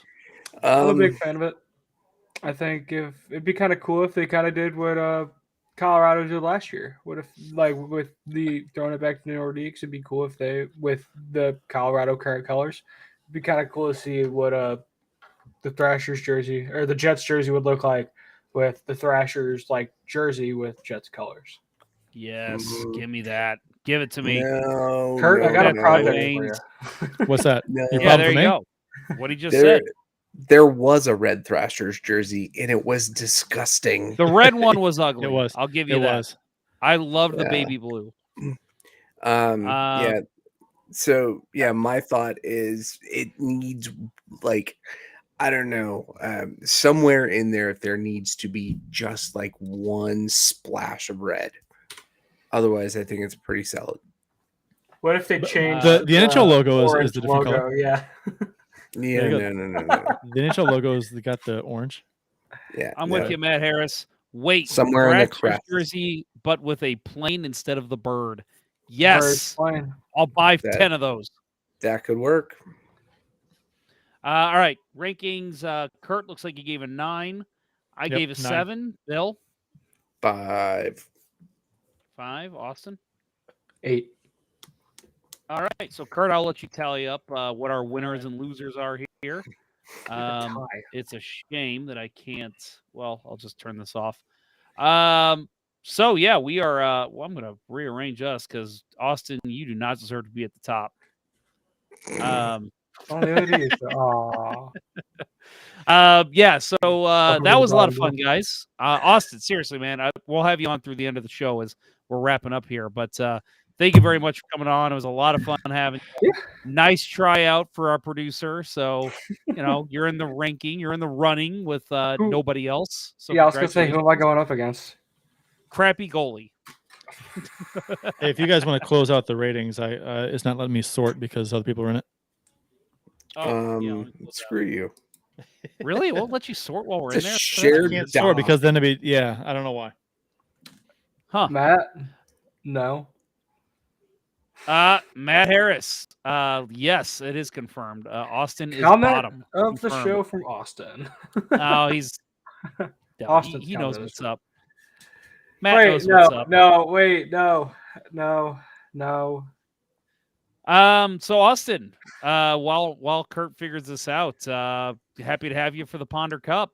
Hopefully to see everybody there November 19th. Again, everybody at Queenie Park in St. Louis. And my headphones just turned off. So hopefully I can still hear you guys. I am Somebody 100%. Talk. Oh, shit. Okay. Everybody else talk. Testing 1, 2, test. Yeah, that was fun. Thank you guys for having me on. I know dipshit can't hear me, but it's probably for the best. And I had fun. Yeah, thanks for coming on. Yeah, thanks for having me. It was fun. Yeah, this is the 2 times we've done this has been one of my favorite episodes of the season. So I am back. Hopefully you guys can hear me. Sorry about that. My headphones That's decided unfortunate. to die. Well, hey, look, the headphones actually match the jersey. So, maybe I should have been wearing these the whole time. Does the carpet match the drapes? that's exactly what I thought too. That's inappropriate, Kurt. We have our winners displayed on screen. So we got San Jose came up with 35. San Jose and St. Louis actually tied for 35. Montreal had 34, and the Kings had 30. Minnesota 29, Winnipeg 29, Colorado 26. Let's move on to our worst teams. Yeah, worst teams. Worst ones we got are Calgary, Tampa. Oh my God, Tampa got a score of 2. Tampa got a score of 2. Detroit got a 4. Chicago got a 5. Calgary got a 6. Ottawa got a 10. Where the fuck is Tampa Bay? Tampa's the worst. They got 2. They're the worst. 0. Oh, okay. Yeah, what was Yeah, it? they're worst.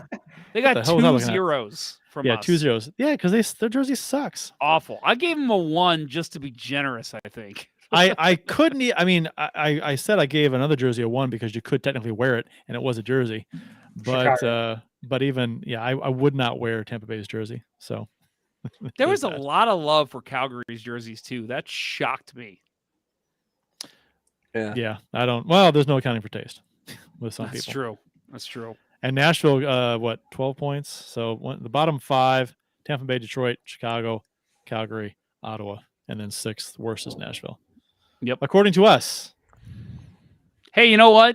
Bottom 5. Source. I think we went to show that we do not show bias with Central Division teams. Bottom 5, we only had Chicago in there, so that's not bad.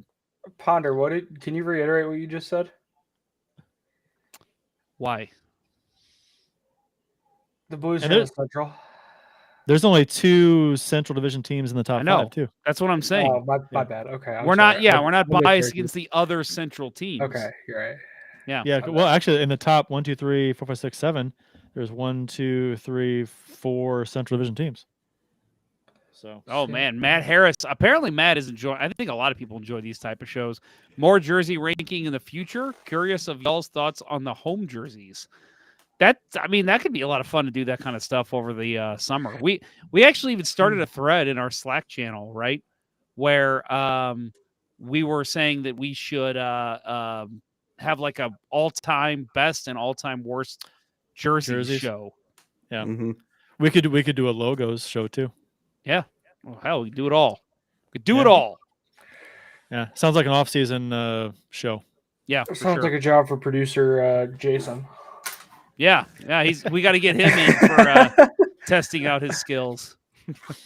Hey, he's unfortunately, to send some love Jason's way, he unfortunately has to have a hip replacement, because he's 70 playing goalie. No, I'm kidding. He's unfortunately not that old. He's a young man, and he has to have a hip replacement because he's played so much goalie in his life. So kudos to Mr. Jason Miller. Thank you for helping me with the Ponder Cup, and hopefully you'll recover soon. We'll see you back on the ice. And thank you for tuning in for the show tonight as well. Well, I guess we're going to wrap this show up. The show that we said was not going to go 3 hours almost is going 3 hours. It only went 250. Almost. Yeah, but we didn't spend 3 hours on jerseys. That was my That's true. worry. We did last time. That was a little slow. We were a little fast this time. Austin, thank you very much again for coming on the show. Thank you guys. I appreciate it. Yeah, of course. Support for Let's Go Blues Radio is brought to you in part by ID Life, the world's only truly personalized vitamin platform based on a health assessment of your DNA. Visit rockinthatidlife.com for more information. That's rockinthatidlife.com and get 10% off by emailing Dustin at rockinthatidlife@gmail.com and tell him Let's Go Blues Radio sent you. And by Center Ice Brewery, St. Louis's tasty hockey-themed beer. Check out your local beer vendors for availability. That's Center Ice Brewery beer. Please drink responsibly. That will wrap up episode 5 of season 11 of the original St. Louis Blues Hockey Podcast, Let's Go Blues Radio.